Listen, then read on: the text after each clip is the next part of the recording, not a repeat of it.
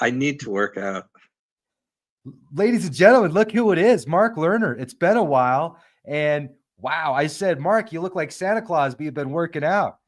And he has been working out. So this is going to be great. We're going to get into 2026 predictions and based upon star charts and astrology. Mark has 50 years experience. I mean, it's so crazy that I'm saying that 50 years experience in astrology. That's fascinating. It's so amazing that I'm experiencing it and I'm still here, Rex. Yeah, it is. Yeah, absolutely. You know, I saw a shirt yesterday that had a Nintendo controller.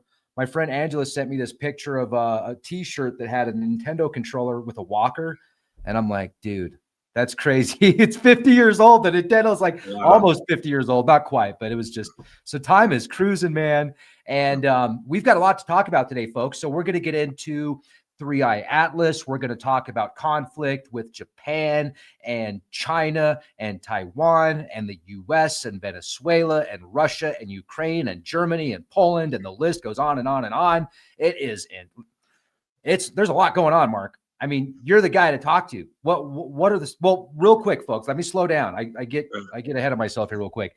That we're going to have a very deep conversation today. I'm going to let Mark kind of roll for a bit, because Mark, when he gets in the zone, he gets in the zone. And before I get into that, though, I did want to thank today's sponsor.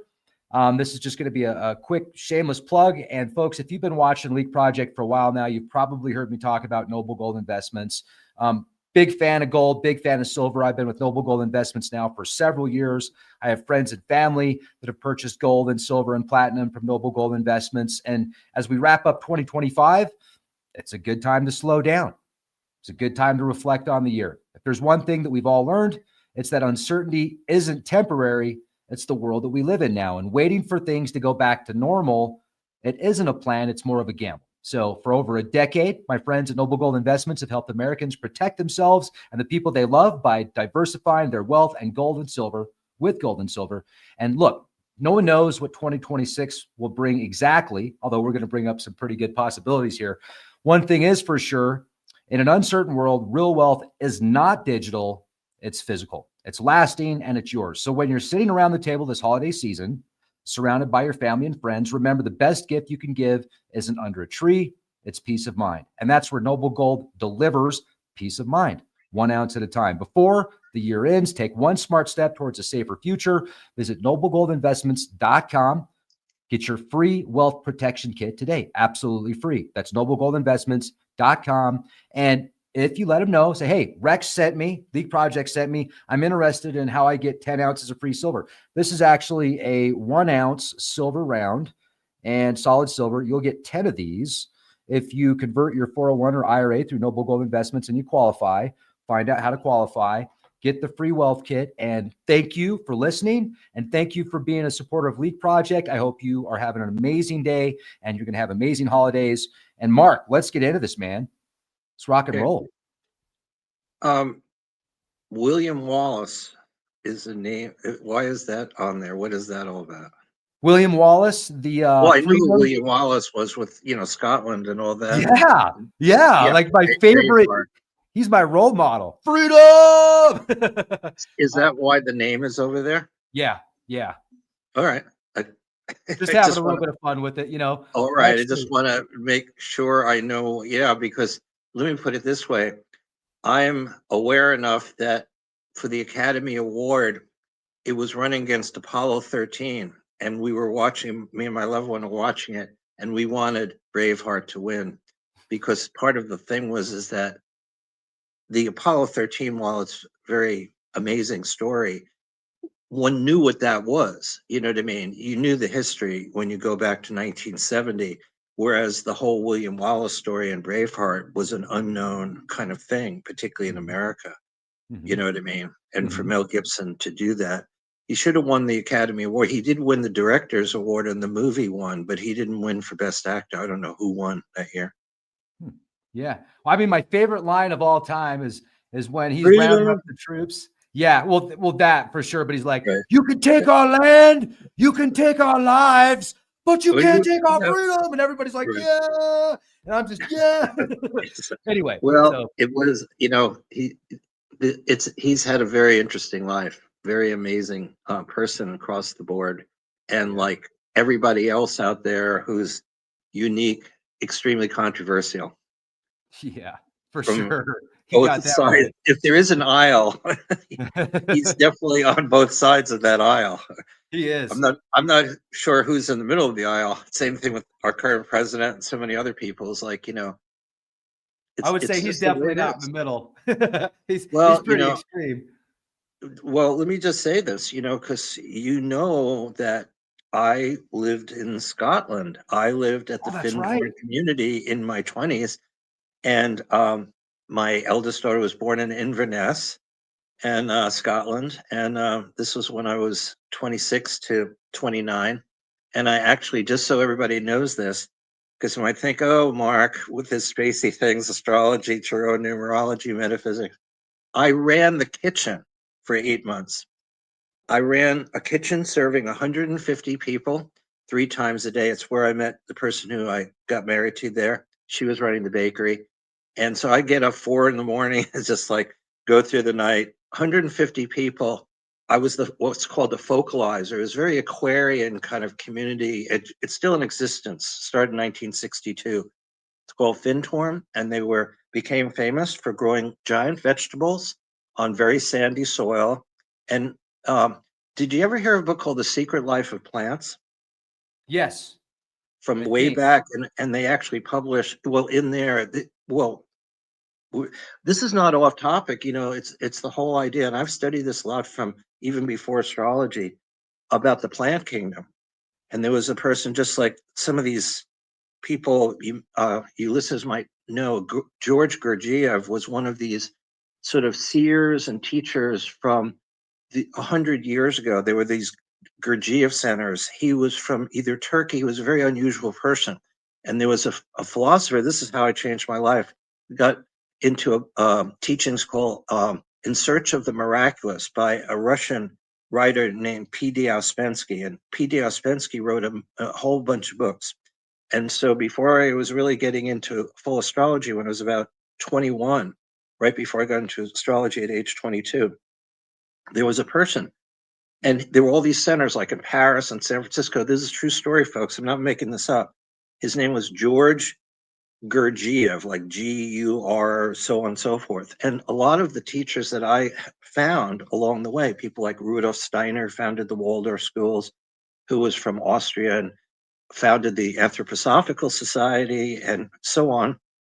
All these different teachers were sort of above and beyond.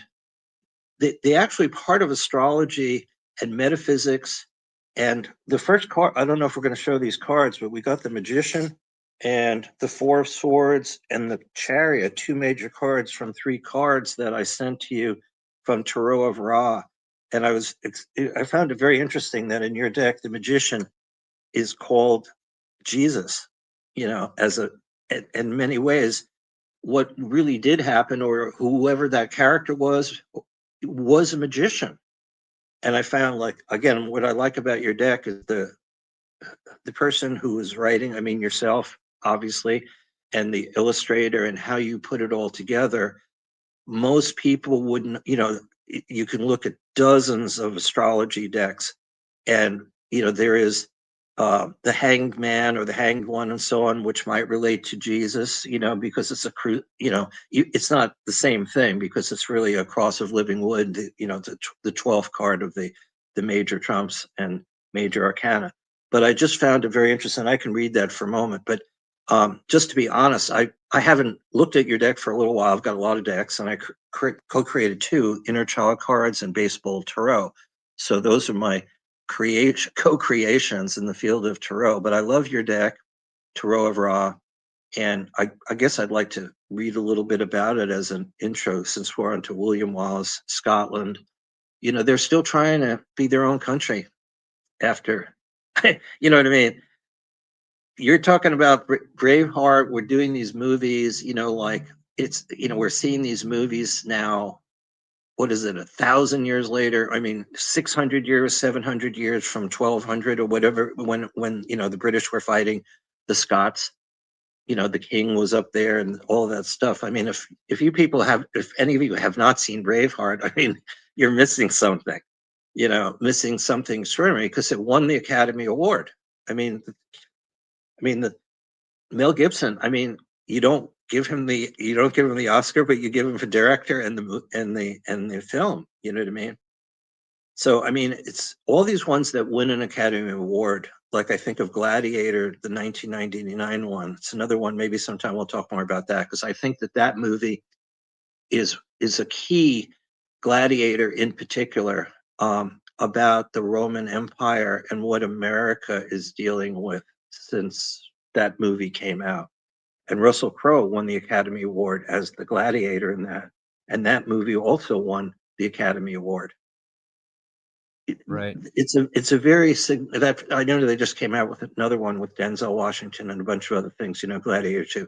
But you come out 20 plus years later, you've got green screen, blue screen, artificial intelligence, you've got all these other things, and you know what I mean? Real quick, and just speaking on that, sorry to interrupt, but I noticed No, there's some comments in the comments section. Folks, we are doing a live stream. It's the same live stream, but it's just sent out in 2 different formats. So you can either watch it in vertical format or you can watch it in horizontal. One's geared for your phone, and then one's geared for your TV or your big screen or your computer screen. So just wanted to reference that comment in there. Somebody said, dang it, I'm watching it in the vertical. I need to go on the TV. So if you're watching it in vertical on TV, you've just got this little strip on your big TV, but if you're watching on your phone, it'll be full screen. So that's why you're getting the double notifications, one so you can pick and choose. Well, why don't we do this? Let me just read real quickly, and then you can make comments on the 3 cards, because I did read. This is from You're breaking up on us, Mark. Oh, okay. Well, I'm still talking. Can you hear me okay? Let's try it again. Let me see if we just put your video on, and then I'll turn mine off and see if it'll work. Let's try now. Okay, I'm talking. We're good. Okay. Yeah, we're good. Sorry about that, folks. Just some internet opportunities, but yeah, I mean, we've got so much going on, Mark, like with all of the different countries right now. It seems like potential for World War III, 3-eye Atlas, the eyes in the sky. I mean, let's jump into this. Like, what do you see going on? Where should we start? Let's start with 3-eye Atlas. Okay, well, it's interesting about the 3. So, folks, I would just say those 3 cards, maybe we'll get back to it later, but let's get into, what's happening in the world and these different stories with the comet showing up. But to get 3 cards and to have 2 major cards, the Magician and the Chariot.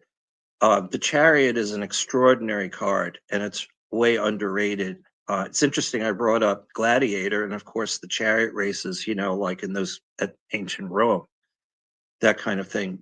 But the Chariot also connects up to Chiron, that was discovered in 1977, and a lot of people don't realize that, with that particular card. And it is the 7th card. So you got 1, you got 7, and in the middle is really, we have the full moon happening tomorrow at 3:15 Pacific time, 6:15 Eastern Standard Time. So the whole world is about to have full moon, and that middle card shows a figure. It's the 4, and it's a beautiful card. The description is amazing. I don't want to take too much time, but you see this figure who's lying sort of on top of a sarcophagus.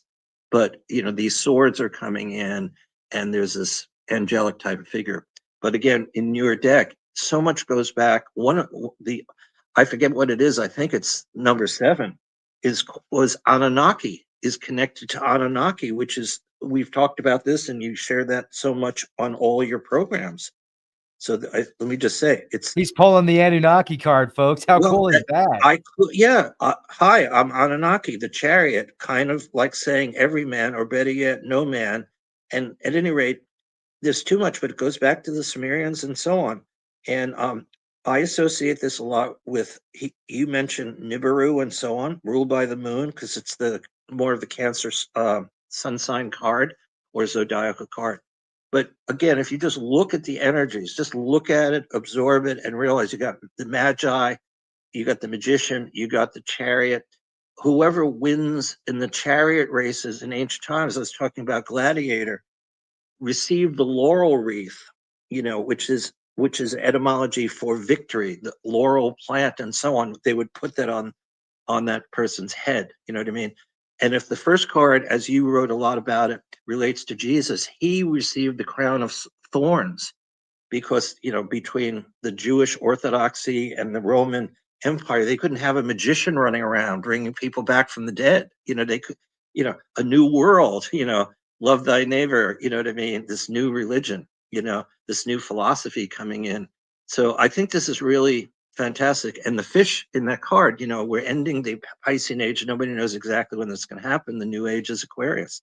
So we keep having, you know, these movies and these planetary energies. So let's go to the comet first, right? So the comet, what do we call it? What's the name? 3I. Are you still there, Rex? Hey, how's it going? Okay. Oh, I thought you could hear me. Yeah, I was talking, I guess, because I Well, was 3i Atlas. Yeah. The yeah, I third just wanted yeah. to say it's interesting because it's the 3. I mean, Mhm. these code numbers for comets. So the important thing is there's been a whole story of like, what could it be coming from another solar system? We had that Ananumu, I forget the name, the one that was named for like, Oumuamua. yeah, from a number of years ago with the cigar shaped kind of thing. And that stirred all this interest. What I want to say is this: it's making its closest approach on December 19. December 19 is the new moon in Sagittarius, and it's aligned with the galactic center. We are said to be 26,000 light years, our solar system. We're revolving around what we now know through the different telescopes is at the center of our galaxy, which has billions of stars, is a black hole of some kind or some kind of combination of whatever's there. And from the astrology side of things, we know that that's in the direction of Sagittarius, the sign of the archer, the horse, all of these higher energies that Sagittarius represents. And so it just is amazing synchronicity that this comet, whatever it means, is going to make its closest approach on the day of a new moon, which is the sun, the moon, and the earth all aligned with late Sagittarius. So we know from astrology, okay, this is not, you know, I want to say this: anything I'm talking about is not like people might say, oh, is that really happening? Is that just an illusion? I don't deal with, if I don't know something for sure by checking a whole bunch of things, I'm not going to bring anything up. So, you know, if I see something on Facebook or wherever it is, and it doesn't jive with me, if it's not logical, if it's not practical, if it's not a reality, you know what I mean? We know this. Okay, so like, folks, you may see this is what's most disturbing to me, like, particularly at Facebook. I'll just give that as an example. I see all kinds of things like where somebody will put on major planetary alignment and they'll show. The other day I saw this thing which wasn't even accurate. It said the moon is with Saturn on a day when the moon wasn't with Saturn. And the picture that the person used to present this on Facebook had a big Saturn, like had the Earth, and then a big picture of Saturn, and beyond that was the moon. Well, wait a minute, Saturn is, you know, 1 trillion miles away. I mean, it's in the middle of the solar system. The moon is our next door neighbor. And the moon wasn't even with Saturn on the day they were mentioning it. So like, who put that out there, and why was that on Facebook? You know what I'm saying? So I see percentage wise more things that are not true or being exaggerated. So I'm just warning everybody, whether it's Facebook or Instagram, TikTok, wherever it is, including whatever is on YouTube and so on. You want to keep looking through things to sort of understand what's going on. So the fact of the synchronicity, well, look, we're going to find out more on September 19th is my point.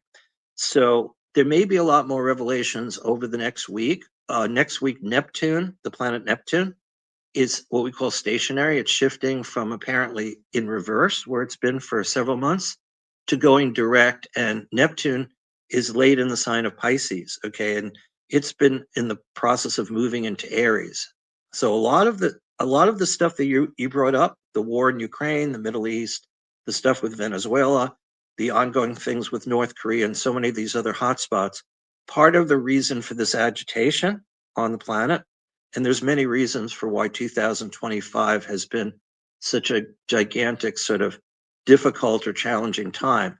But a lot of this is that the outer planets are changing. Pluto moved out of Capricorn into early Aquarius, like in the last 2 or 3 years. That's when actually the Ukraine-Russia war started. It's almost 4 years now. And Pluto had been in Capricorn for a whole bunch of years, and now Pluto's in Aquarius. And now Uranus is leaving Taurus after 7 years. It started to move into Gemini, then backed out, and will move into Gemini for 7 years in a couple of months in the spring, I think late in April. And the other one is Neptune and Saturn have been, this is a very big deal for us to talk about with everything happening recently with Venezuela, with money, okay, everything about the economy and so on. So this is one of the big things to focus on.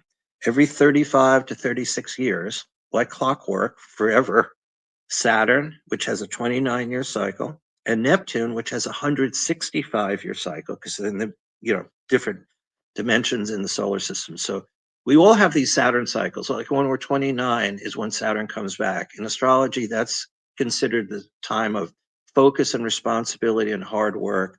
We go from our teenage years, we go into our 20s. Hopefully, we figure out sort of what we want to do. But it's really in the field of astrology. You can go to any major astrologer, myself, my website, Great Bear Enterprise, whatever, where I do consultations, so on. But the point is, from 28, 29, 30 is the identity crisis. Who am I? Where am I going? What does my life mean? That's because Saturn comes back for every single person. So we all have a Saturn, okay, in our birth chart. Well, just like we have a sun sign, there's a moon sign, there's a Mercury, Venus, the whole chart with the circle and all the planets. Everything is part of who we are. Now, in the world, though, when we look at what's called mundane or Earth astrology, like for presidents, eclipses, inaugurations, major planetary events, major cycles, there are all these different cycles that are influencing what you're talking about here. Like why, each one is a world in itself. What in God's name is going on with Venezuela, But Venezuela is part of the whole thing with the border issue. You know what I mean? Everything has to be understood of like, where are drugs coming from? Like, who's doing it? What are the drugs? And then we've got, every area of life, you have drug companies. Look at Luigi Mangione, what he did with United Health. Now he's on trial for killing the person in charge. And the other day I'm watching TV, 37,000 people have given over $1 million for him to be freed. You know what I mean? Because people are hurting and people are in pain. You know what I mean? And something that would, we'll see what happens in the trial. We know the evidence is there, about it's not as if like it didn't happen, right? Right. Unless we were to Right. really go Yeah. beyond. Well, we'll stay out of that rabbit hole on this podcast. Yeah, I don't. Well, let me give an example about something that's really important with this to bring up history, because I'm older than a lot of people. When Charles Manson was being prosecuted in 1969 for these terrible murders that the Manson family did, but he didn't do them. Okay, are you with me? Charles Manson. Yeah, the MK Ultra dude. Yeah. Well, who actually was into the Beatles and all these other things. It was the same month of Woodstock, for God's sakes. It was a month after the moon landing, 1969. The beginning of that whole saga of moon. For many years, whether it happened or didn't happen, I'm not going to get into that at this point. Right. But I was 19 years old at that point. But when Charles Manson was being tried, okay, just as this is important with the Luigi, just for everybody to think about. This is a true story, folks. I'm not going to bring up anything that didn't really happen. Okay, this is important. I want this to be on the record. So as he would come in, what was happening was he had directed these different people, like two or three women, one or two are still in jail, and this other guy, and they're the ones who conducted these killings. So as the trial was proceeding, on one day, somehow or another, he was able to sneak into the courtroom. That morning's either Los Angeles Times, or I don't know, it could have been the Chicago, whatever it was, but I think the trial was in Los Angeles, okay? This is where it happened. I think it was the LA Times. And Richard Nixon, the president of the United States, had just said the day before at a news conference, he's definitely guilty. Okay. Manson guilty. You see what I mean? Yeah. And he brought in this newspaper when the jury is in there. And this was you got to judge. You're not allowed to bring in these things. And somehow he was able to bring in the newspaper. Maybe he was hiding it as a document with a lawyer. And then there was suddenly the gavels, or and the judge is saying something. Ignore this evidence that the president of the United States has declared this person guilty. Look at our system, innocent until proven guilty, right? Right. So that happened, and yet the trial went on. You know what I mean? He was put in jail for the rest of his life, and the people who he sent also went to jail. For decades. You know what I mean? And I think one is still there. One or two of the women. So look, that was what I'm wild. trying to say is, like, we're in a situation now where Putin. I mean, again, you brought it up, and I want to let you talk about this stuff. The president of the United States, has done some amazing things, and there's, both sides of the aisle, Democrats, Republicans, progressives, MAGA side, who support the president, people who don't support the president. It's fairly typical of the Great Divide. But as an example, one of the things about Donald Trump is he's born in an extraordinary time. I want to say this: every person who's become president of the United States, from my research, everyone is a destiny person, regardless of whether we like them or not. They're through astrology, through their charts, through the Declaration of Independence, through the Constitution, these different charts and cycles. You don't get to be president in whatever circumstances. If I told you how Theodore Roosevelt became president with the assassination of William McKinley, and this president is revisiting the whole thing with the tariffs, that's all going back to the 1890s, what's called the Gilded Age. We are having a president who's going back to Andrew Jackson, to Washington, to all these rules, right? Like getting the Supreme Court to say, is it okay? We're under attack. So these things have never been resolved in, the court. That's why he is a unique person. And we'll see, the tariffs may be like, hey, this is unconstitutional or something. You can't keep doing, one thing or another. You would assume at some point, like when Nixon was trying to keep the tapes, what did happen, this is again a true story. Even though there were a lot of conservatives on that court, he had kept these tapes of, having to do with what happened back 50 years ago, with, the whole thing with, which seemed to be like he was holding on to all these tapes having to do with, possibly being impeached, from presidency, for breaking into, the Democratic National Convention headquarters, and he said he never knew anything about it. At any rate, eventually the Supreme Court ruled 9-0. That will never happen now because of like Clarence Thomas, Alito, and so on. It's never going to happen now. You could have 5-4, against Donald Trump for something, you know what I mean? Or possibly 7-2, maybe. But you're not going to get 9-0. But the reason why Nixon had to give up his tapes and all that of what happened with the break-in, back 50 years ago, was the fact that he didn't destroy the tapes. Is really amazing. But he had all these tapes that were put in during the Kennedy administration, John F. Kennedy. And this was an amazing thing. There was a guy named Alexander Butterfield who worked at the White House. And one day during the Senate, there were these different hearings in the Senate and in the House to determine, can Nixon get away with all this stuff, or what's going on, with breaking all this in? Did he have anything to do with it or not? And this guy is asked by somebody. It's amazing time period to go back to 1974 and these hearings. It was truly bipartisan, which is really extraordinary. There was a Republican senator, Baker, out of Tennessee, and he came up with this thing. What did the president know, and when did he know it? He was not in charge of the Senate committee, but he was the Republican person because the Senate was run by Democrats at that point. But he was the senator, and that became the key line of everybody testified. What did the president know, and when did he know it? This was a very, we were all, everybody, like this is before your time. I'm just saying, this is on it. This was like, you saw this every day. It was Senate hearings, and then there were congressional hearings about all of this stuff. So eventually this guy named Alexander Butterfield comes in there. Nobody knew him at all. And somebody said, okay, you work at the White House. There's a rumor that there's a taping thing there. Are there tapes being played in the Oval Office? And then suddenly he moves the microphone. I forget who asked the question. And he says, and this became like big news overnight, yes, there is a taping system in the White House. And then, of course, Washington Post, remember, talk about movies, Redford and what's his name? I mean, All the President's Men came out in 1976, right after this whole thing.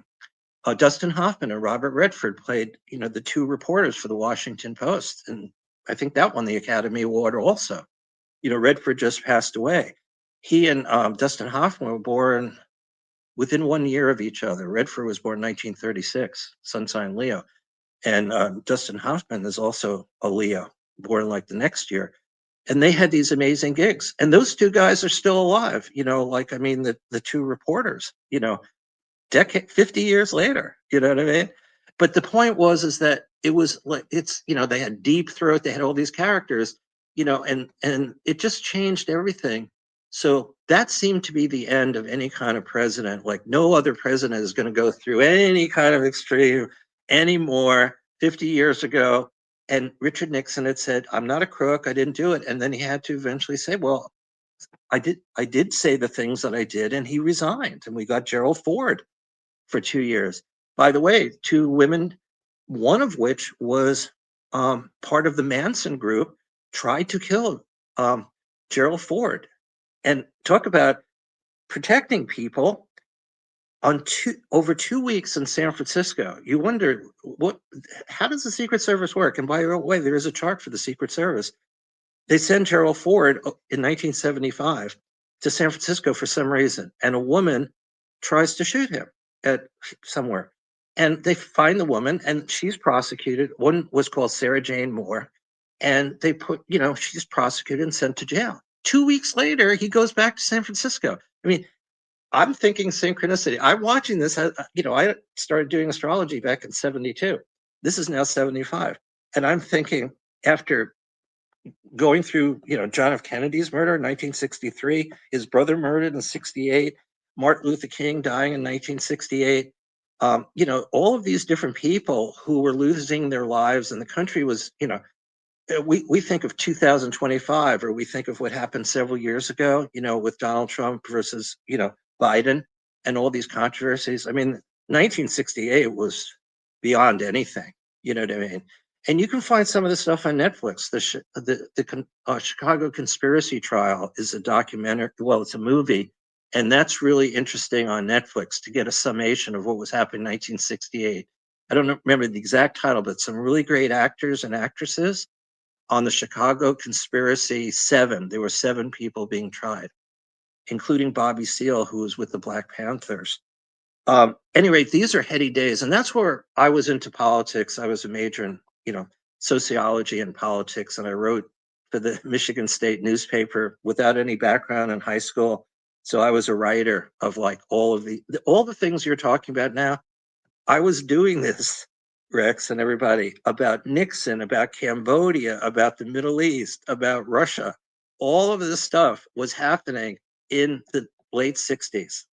And now it's all happening again. It's just the people are different. You know what I mean? The people in charge of these different things are different. Just we didn't have a Putin. Similar blueprints. Similar blueprints, it sounds like. I mean, unfortunately, and if my dad was around, who went, fought in World War II, I was just thinking recently, my dad was born 1950, and I realized when he was 14 years old, the stock market crashed. He and I never talked about that he, as a 14-year-old, till 1939, when World War, I mean, there are people like my age out there with similar stories. You know what I mean? With parents who fought in different wars, Vietnam, Korea, you know what I mean, World War II. And then you go back to your grandparents, World War One. You know what I mean?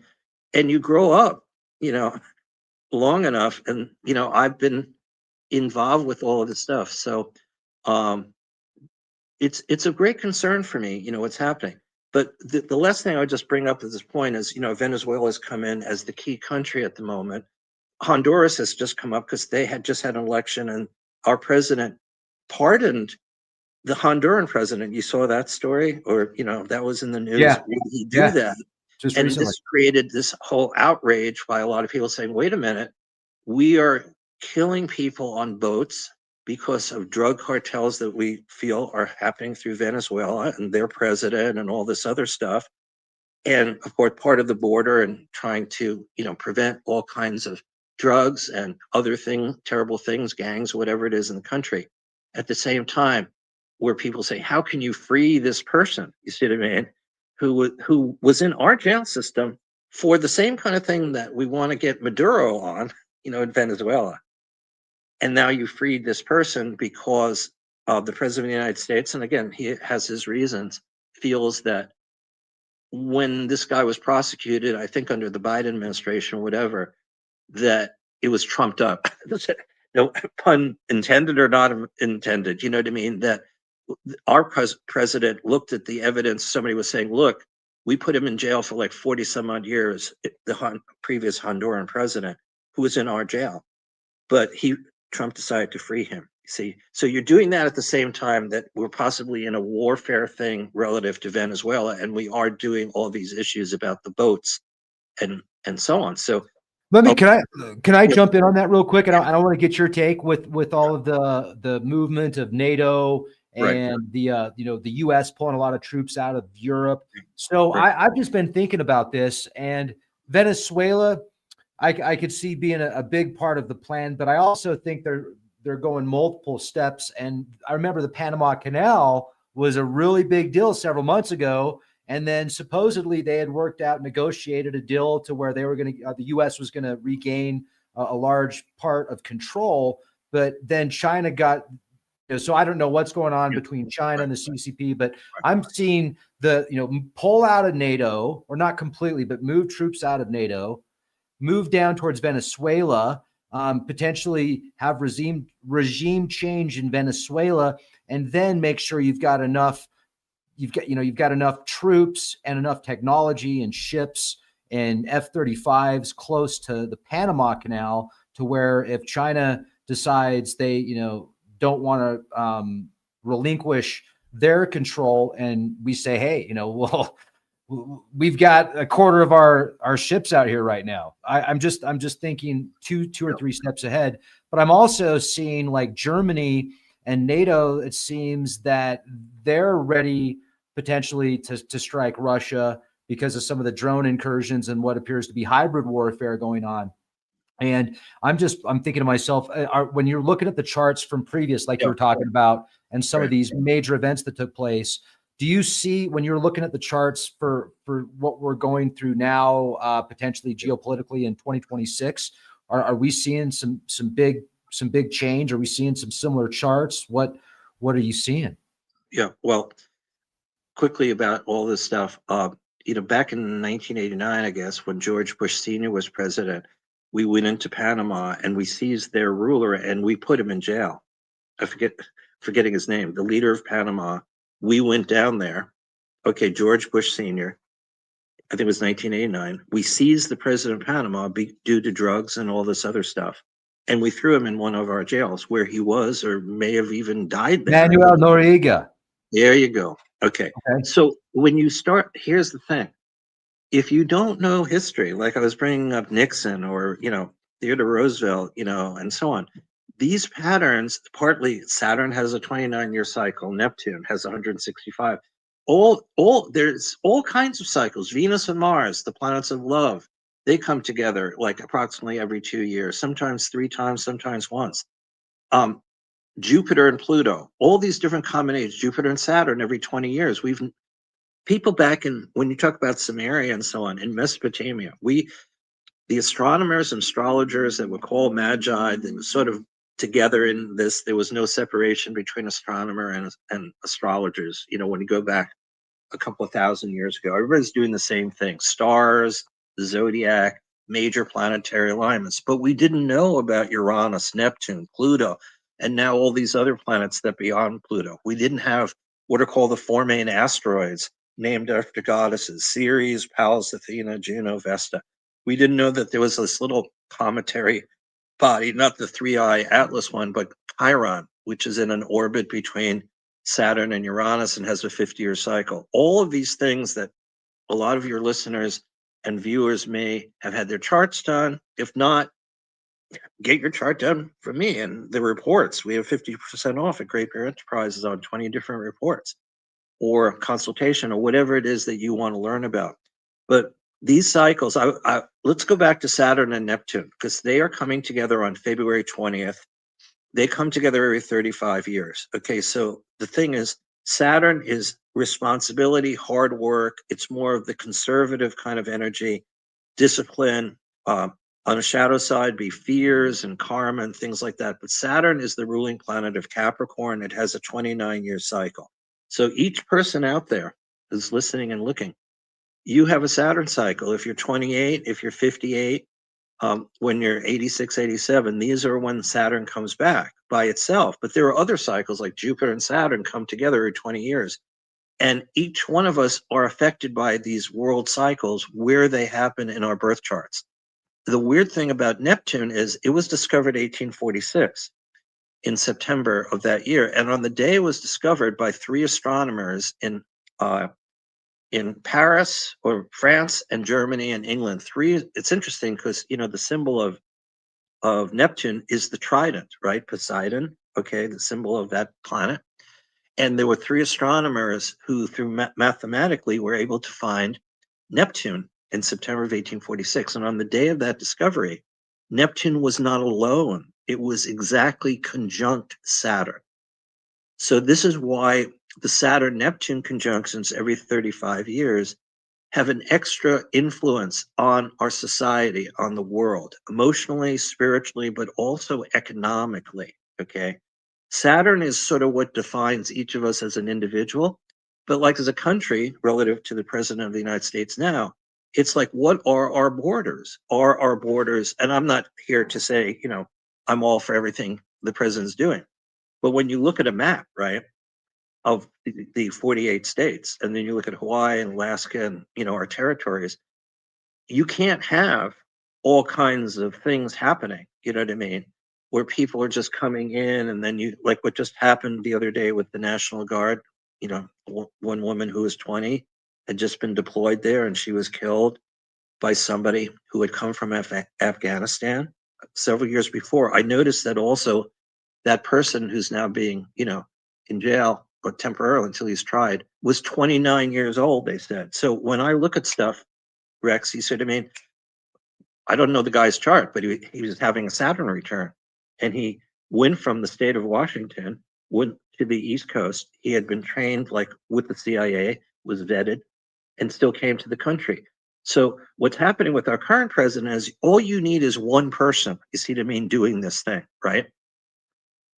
And the way our president functions is that is a statement, whether right or wrong, about the condition of the United States. You see what I mean? And so other presidents don't necessarily look at it that way. But this president has been, they tried to prosecute him in all these different places. And look, he's the Donald, you know what I mean? He's not a politician. So he's not from that world, you know what I mean? And it's recognized he's done a lot of things wrong, back in New York and other places where, he's always said, well, nobody ever, like the thing is that his business has, winds up paying a whole bunch of things, but they never get him, you know what I mean? So like, Trump wine, Trump real estate, whatever it is, like, and you mentioned the thing with Panama. One of the things that happens is what we see happen. Look, this president said about 2 or 3 months ago that the Washington Commanders, which have been renamed in the NFL, should rename themselves or go back to being the Redskins. He actually said this in a very kind of like, you better do this, and I want this to happen as soon as possible. And the other night, and part of the reason I watched this, or I didn't watch the game, was two quarterbacks who had played for the Oregon Ducks, because living in Oregon for decades. One is Bo Nix for the Denver Broncos. They have now won 10 games. Yes. That's Yeah, your that's your state. And Bo Nix came from Oregon, the Oregon Ducks. that's And right. he wound up playing against Marcus Mariota, who had won the Heisman. And Marcus Mariota is with the Washington Commanders. And it was a seesaw game. If you tuned in, I didn't watch it, but I was shocked because I don't get to really watch these games. At least sometimes I'll watch something, I'll look at the highlights. But they embraced each other at the end because they both came from Oregon. And my point in all of this is the Washington Commanders. So our president has said dozens of these things, like about Panama. I remember you're right. He said this about Panama and the Chinese and so on. But what happens is, it's just like when he said, I'm going to solve the Ukraine-Russia war in 24 hours. He said this hundreds of times between, after Biden, I mean, look, the thing is that didn't happen. But the fact that he kept talking about the fact that it happened when Biden was president, see, that's the thing. So, he can still get away, so his thing would be if somebody were to say, you said, you kept all your promises. Well, why didn't you solve that? So he is born with Jupiter, the largest planet, not moving. He's a very Jupiterian person, larger than life. So what happens is like it's like expansion of consciousness. Like he will say things, he will just blurt things out. It's a typical thing that happens when you have Jupiter not moving or a certain planet. He has actually several planets not moving, which is part of the reason why he became president. Jupiter, Chiron, Juno, Neptune, they're all not moving, what's called stationary. When I got into astrology, Do you have a 53. better chance? Let me real quick. Do you have a better chance of being president if you have your planets stationary? Mercury and Uranus were exactly stationary when John F. Kennedy was born, and he was born at a Saturn-Neptune conjunction as well. So the thing is that, well, let me put it this way. It's not just necessarily when you're born. Theodore Roosevelt had to wait. When McKinley was shot in a Buffalo exposition, okay, it was his second term. Okay, William McKinley had been president for 4 years, from 1897 to 1901, and then he won re-election. Just so you know what happened there. Theodore Roosevelt was a very controversial person. He had been police commissioner of New York. Talk about astrology. In his 20s, his wife and his mother died on the same day in New York, okay, New York City. It broke apart Theodore Roosevelt. He left New York City and he went out. This is where Theodore Roosevelt eventually, Rough Riders, this guy became unbelievably famous during the Spanish-American War, okay? Plus, suppose there's more than a rumor, he was into astrology. There was said to be that he had his chart in the Oval Office on the wall. Whether that's true or not, I don't want to say absolutely, but that was when I was getting into astrology. Let me put it this way. George Washington knew astrology, okay? I have all kinds of books. You have to go back to Benjamin Franklin. You have to go back to what they knew about planting. He had a farm. I mean, he had farming and agriculture, slaves. 6 of the first 7 presidents had slaves. You know what I mean? It's not as if that didn't happen. And in order to plant anything, you had Now we're all slaves. But up. well, Sorry, I just had to say poor it. Richard's. Look, Benjamin Franklin was born 1706, who was like, by the time Washington was born, Franklin was already 26 years old. So when George Washington was a relatively young person in the 1730s, 40s, and so on, there was what's called the Poor Richard's Almanac. Benjamin Franklin was on the $100 bill, world famous. One of the originators of the Declaration of Independence, even though it was written by Jefferson. Franklin was part of that team. The point is that in Poor Richard's Almanac, like the Farmer's Almanac, or like what I do with the cosmic calendar and all the things, they knew moon cycles. If the moon is in Taurus, it's considered exalted. That's when you do different planting. If the moon is in Cancer, the moon is in its home sign. This is all part of hundreds of years Washington knew about all this stuff. He has to have the people who was running his farm planting things at the right time. So you see what I'm saying? Lunar astrology, weather astrology, these were all parts of things. And there was also a whole lot of esoteric stuff going on. So the original people who were in office all were into astrology. That's not controversial. You just have to read and study it. When Uranus was discovered in 1781, Sir William Herschel, who had come from Germany, was living in Bath, England, and Uranus was discovered March 13, 1781, the last year of the Revolutionary War. We were losing the war, okay, for 4.5 years. Valley Forge, all these other things. And then suddenly the whole thing shifted when we discovered Uranus, the first planet beyond Saturn, shook up the entire planet, our planet, because we had felt for years there's nothing beyond Saturn, and the stars didn't move. They were called fixed stars. So look, this is 200 plus years later. We have all these telescopes now. Okay, in 1938, one of the guys like who was an astronomer, he's in 1938, which is what, 62, 87 years ago. One of the astronomers said, by the way, we live in a galaxy with billions of stars. We didn't know that until the year before World War II. We just thought there are just a bunch of stars out there. You see what I'm saying? The knowledge, the expansion, what you just brought up, the comet, these different wars and scenarios. So the best I can tell you is that the thing about Saturn and Neptune is Abraham Lincoln, who was born February 12th, 1809, he had Saturn conjunct Neptune in his birth chart. And then 35 years later, Neptune was discovered with Saturn on the day of Neptune's discovery. 35 years after that, Garfield is president and he's murdered. And within a year of that point, Franklin Roosevelt is born, who eventually has 4 terms as president. 35 years after 1881 and Garfield's murder, it's 1917. John F. Kennedy is born, who becomes president, and the Russian Revolution happens. That's also Saturn Neptune. Another 35 years, you get to 1952-53. What happens?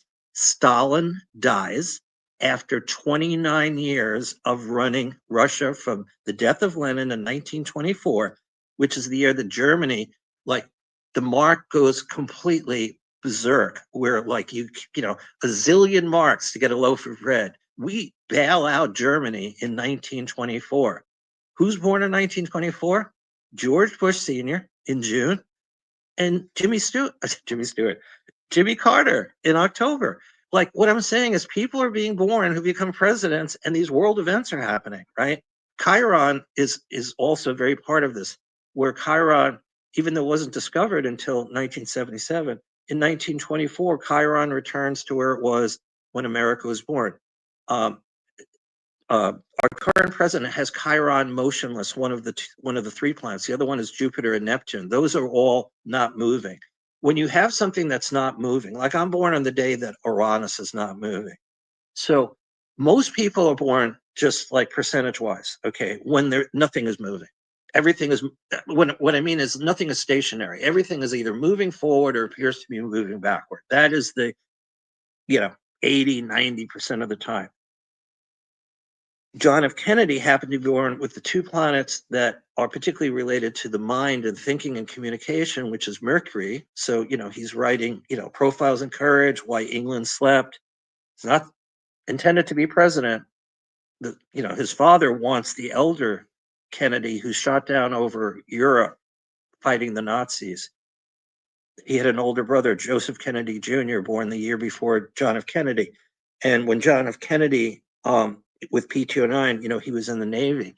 And what happened was he saved a lot of people he volunteered to go into the Navy, John F. Kennedy.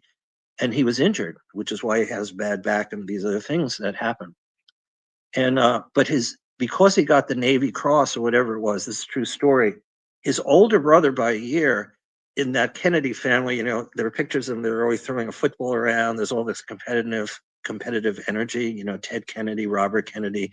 So there was an older brother, and the older brother saw that John F. Kennedy, who was more of kind of the playboy of all of them, the best looking of all of them, the older brother decided, okay, I'm going to volunteer for a dangerous mission in the Air Force.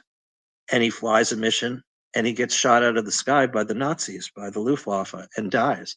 So that's when the father, Joseph Kennedy, who is ambassador to England, Court of St. James, basically says to JFK, "You're it. You need to stop what you're doing, Playboy writing and so on, and you need to run for Congress." And he and Nixon both become congressional. In fact, there's a story, they're on the same train going to Washington, D.C. And Nixon was born 4 years earlier, but there they are, these two guys, and they're really young. I mean, they're in their 30s, Nixon and Kennedy, both going into Congress, and then they clash, 1960, and JFK wins that election, then he's murdered, and then Nixon makes an enormous comeback 8 years later, becomes president. You can't make this up. You just can't make this is all synchronicity. Any rate, Saturn, Neptune come back. Can you still hear me okay? Or hopefully. Yeah, but can you hear me okay? Yeah, I can hear you My now. video froze up. Well, just so that people get, here's the other 2 points so that you know what's happening in February when Saturn, Neptune, particularly about money and society, and kind of an answer to what, one of the key answers. It's not the only alignment, but it's so major because of what's happened historically. So 1952, 53, as Saturn, Neptune come back again, Stalin dies, and therefore they get new leaders coming into Russia. And at the same time, both Putin and Xi in China are born, 1952, 53. And then the last time Saturn and Neptune came together is 1989. Says you're frozen, Rex. Yes, I am. I am still here, ladies and gentlemen. Okay, well, at any rate, 1989, again, this is all happening of the cycles and the archetypes of Saturn, Neptune. Remember, a 29-year orbit for Saturn, 165 for Neptune, but they come together every 35 years. And when Neptune was discovered, Saturn was with it. So these two are like strange bedfellows, shall we say. So what happens in 1989? Voyager 2, which had passed Uranus in 1986, exactly when the Challenger exploded, and 2 months before Chernobyl happened, 1986, Voyager 2 takes pictures of the planet Uranus, which is a planet of revolution. That's when we won the revolution. Uranus is a planet of change and revolution and new ideas, rules, aviation, radio, television, all these different things. At any rate, Voyager 2 takes pictures. I have my magazine called Welcome to Planet Earth. We did a whole cover story. Voyager 2 takes pictures of the planet Neptune. And then in November, the Berlin Wall falls, and then Germany becomes reunited. This is all during the last time that you just brought up about Germany and NATO. So in 1989, the Berlin Wall falls. The Berlin Wall, get this, I'm throwing too many synchronicities. Guess who's born within 9 days of the Berlin Wall coming up in 1961 when Kennedy's president? Barack Obama. Barack Obama is born in 1961 in August, approximately during the time the Berlin Wall actually goes up, creating this crisis in 1961. I looked up Maduro because you were talking to me a little bit yesterday. Hey, let's look at Venezuela. Maduro is a Sagittarian. He just had his birthday, November 23rd. This is true, 1962. 1 month after the Cuban Missile Crisis, where Kennedy, Castro, again in this neck of the woods, and Khrushchev are in this triangle of possible nuclear war. As the world comes back after being on the brink of nuclear war, Nicolas Maduro shows up as a baby in Venezuela. And I was looking today, you'll love this, at the Wikipedia, and he has a chart. He's very interesting, but he's a sun sign Sagittarius. And of course, my sense is that regardless of what's going to happen, if, our president has talked to Nicolas Maduro, supposedly on the phone, president of the United States has just bailed out the leader of Honduras, you know what I mean? Who supposedly was doing all these things because he's a president, and Donald Trump felt he has been accused unjustly. Whether that's true or not, that's his view. It's not impossible that something happens with our president, Nicolas Maduro, both as presidents, you see what I mean? That all of this stuff, look, you brought it up before about Panama. And then China says, well, wait a minute. And then the president of the United States throws that away. It's the same thing like saying, hey, the Washington Commanders need to be the Redskins. Well, if that doesn't work, let's go on to some other, thing that's more important. Look, there's a lot more, like if something happened with Cuba, then suddenly the Venezuela thing would change. After all, a lot of what's happening with our Secretary of State, Rubio, you know what I mean? The Cuban population, the expatriate, you know what I mean? How Florida has changed from being like Democrats to Republicans, I mean, gigantic shift. I'm not saying it was always Democratic, but it was like a fair fight, you know what I mean, for many years. And a number of Democratic senators from Florida. I mean, the governor of Texas was a woman who was a Democrat not that long ago. You know, we, you know, we're talking about Lyndon Johnson, the majority leader of the, who was there with Kennedy, in Dallas. A lot of the senators. These things keep changing all over. California, Ronald Reagan. Are you kidding me? Was governor, you know, and then you have now, the situation with the president and the current, governor of California, being at odds. These things keep changing.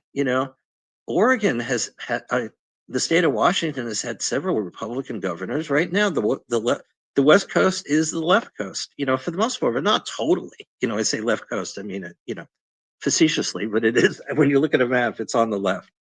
But it's like Washington State, a lot of conservative, people who are on the right of things. Same thing with Oregon, same thing with California. It isn't monolithic. That doesn't exist anywhere. You know what I mean? New York State is very Republican. New York City, except for Staten Island, is very liberal for the most part. But living in New York City, a lot of John Lindsay was a Republican mayor. A lot of the mayors, middle of the road. You know what I mean? Most of the governors, remember, in New York, Nelson Rockefeller, Pataki, they're Republicans. You know what I mean? It keeps changing. So the Saturn Neptune energy of 1989 led to the reunion of Germany in 1990, and basically Russia came out of the Soviet Union under Gorbachev in 1991. On Christmas Day, they lowered the hammer and sickle under Gorbachev on Christmas Day of 1991 and raised the Russian flag. And we actually gave money under Gorbachev. And you look this up.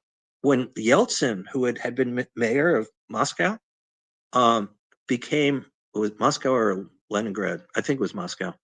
One of those two. Yeltsin, who was a heavy drinker, we gave money. We gave billions of dollars under the, in the early 1990s, particularly under Clinton, 1993, and so on, to Russia. We wanted them to become, in fact, remember Putin and George Bush Jr., where George Bush Jr., I call him George Bush Jr., said, I can read his soul. You know what I mean? Do you remember that? Or you were maybe too young about that, Rex, when George Bush Jr. met Putin?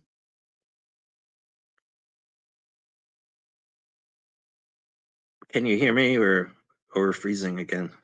Hey, I can hear you, and I'm trying to. Yeah, I don't remember that, and we're freezing Okay. up again. Here's the thing. Let me tell you what's going on right now. Most likely, I'm assuming this is the problem. Is we're out here in southern Colorado right now, and Snow.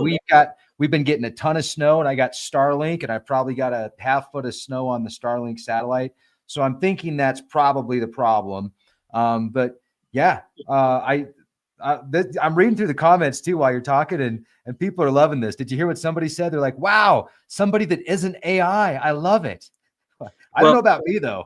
I'm like Max Headroom here. Well, okay. So, so the one thing I want to say here is that Saturn and Neptune come together on February 20th, and I am very concerned. Where they're coming together has not happened in over 2,000 years, and I don't know if it's ever happened.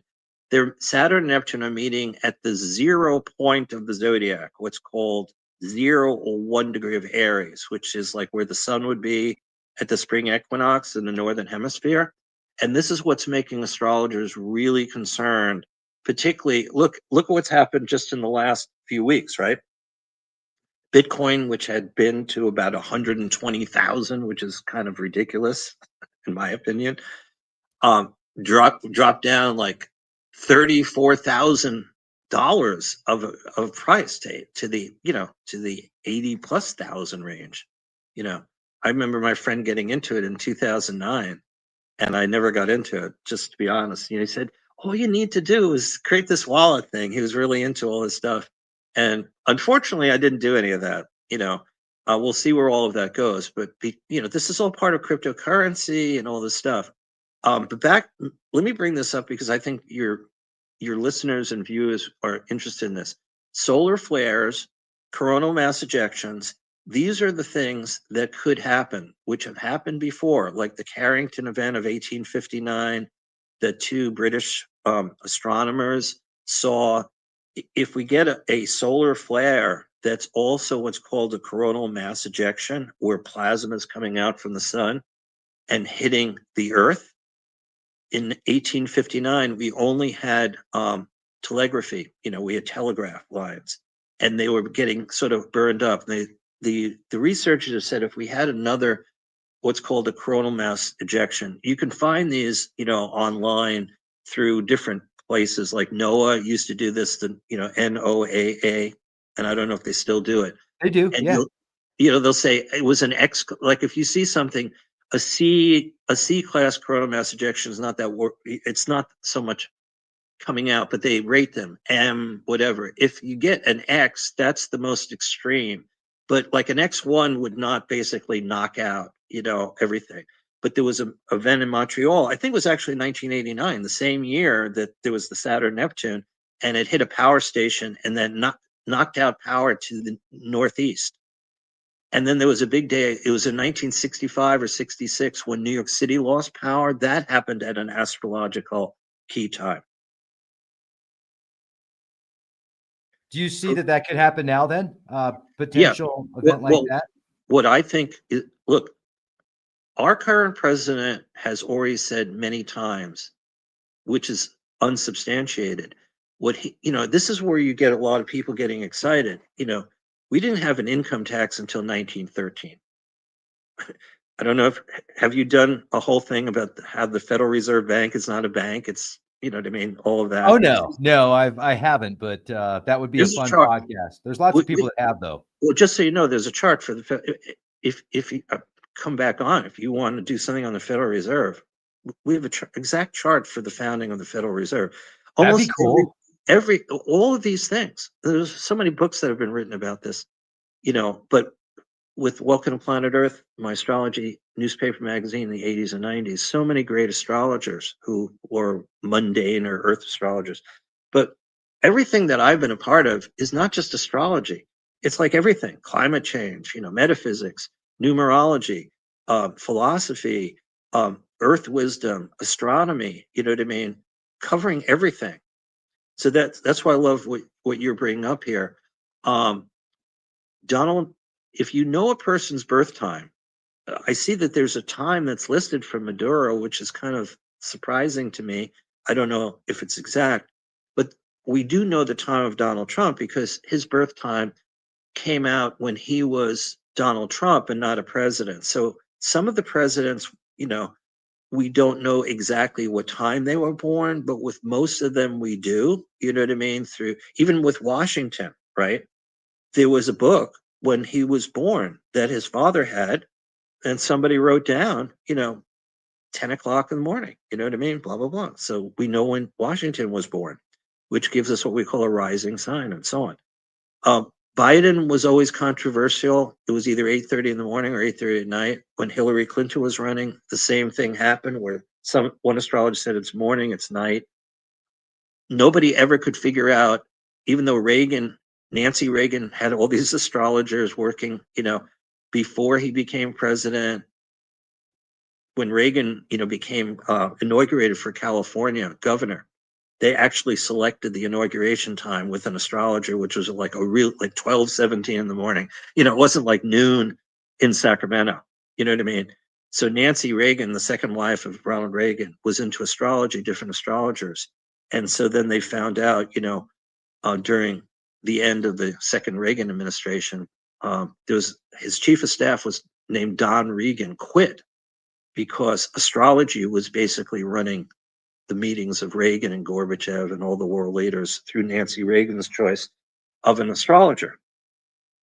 And I actually I wrote a book in 1986, Mysteries of Venus, and I gave a lecture in Washington, D.C. about that. Her name was Joan. I'm always going to forget her last name. There was a book that she wrote, an autobiography called What Does Joan Say? Forgetting her last name. But it was the biography of how she, through Nancy Reagan, had set up all the summits of Ronald Reagan with Gorbachev were all being set up astrologically. This was also in the New York Times, the Time magazine. There was a cover story, Astrology in the White House in 1987. These are all facts. Nice.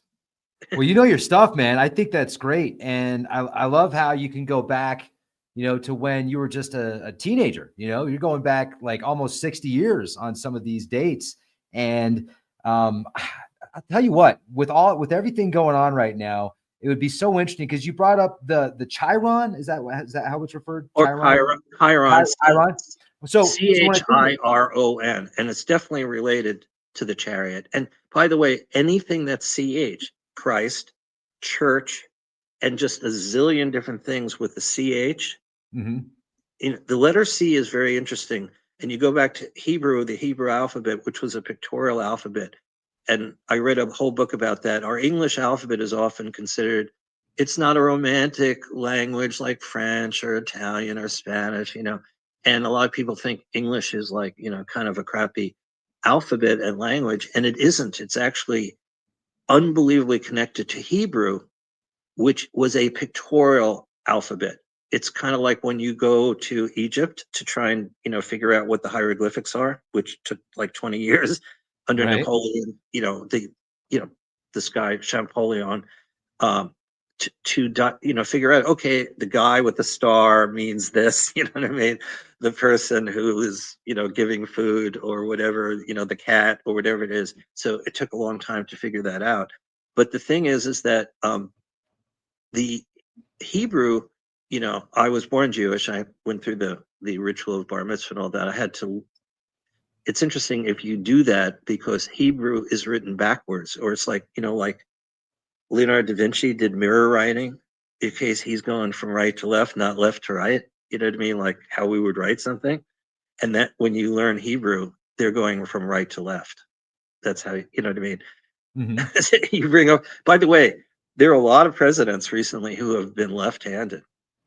Barack Obama, Bill Clinton were both left-handed. There's, I didn't check out all of them, but I know they are both left-handed. Now, anyone the right wing is listening to me is like, okay, that's why I don't like those guys. One more little thing, they were on the left side of things because they're left-handed. There's no correlation, I don't think, between left-handedness, But again, that brings up things, about where the words come from. You know what I mean? Any rate, can I jump in real quick? When I was talking to you about Chiron, I wanted to add to that. I wanted to ask, because that seems like that has a big effect on some people's charts. So like, what about 3i Atlas? Would 3i Atlas have an effect on people's birth charts? Yeah. Okay. You bring up a really good point. So let me give you an example that came up humorously, but is true. On November 30th of 1835, Mark Twain was born as Samuel Clemens. Okay. And Halley's Comet appeared at that point, when Mark Twain came into the world that year. Halley's Comet, named after Edmund Halley, after he died, he's the one who had sighted that comet. Then years later, that's what we call a periodic comet. It keeps coming back. It's in, the outer regions of our solar system. 3i Atlas is from another world. You see what I mean? It's not a periodic comet. It's coming from elsewhere. That's why there's so much excitement. Why is that happening? You see what I mean? It's coming in out of nowhere. It's never been here before. what are its attributes? What could we discover? Like in the future, Rex, when we have more, like let's just say we have, stuff on the moon, right? Or Mars, right? So when a comet comes in, you know what I mean, with the kind of, visual stuff like James Webb times 1,000, right? 20 years from now, whatever. Now we can see things that we never saw before. They'll be able to pick up stuff with the technology and saying, okay, wow, like they're finding all these things about meteorites. They just found something the other day. One of the, the guy, one of the co-create, the persons with the helix, double helix, just died the other day. One of the two persons who was like 90 something, and I saw that there was an article. This again, I don't know if this was an exaggeration, but there was a story saying on some meteorite they found like one of those, kind of like DNA type molecules. You know what I mean? Possibly, which brings up this kind of idea of panspermia. Was humanity coming from Mars? You see what I mean?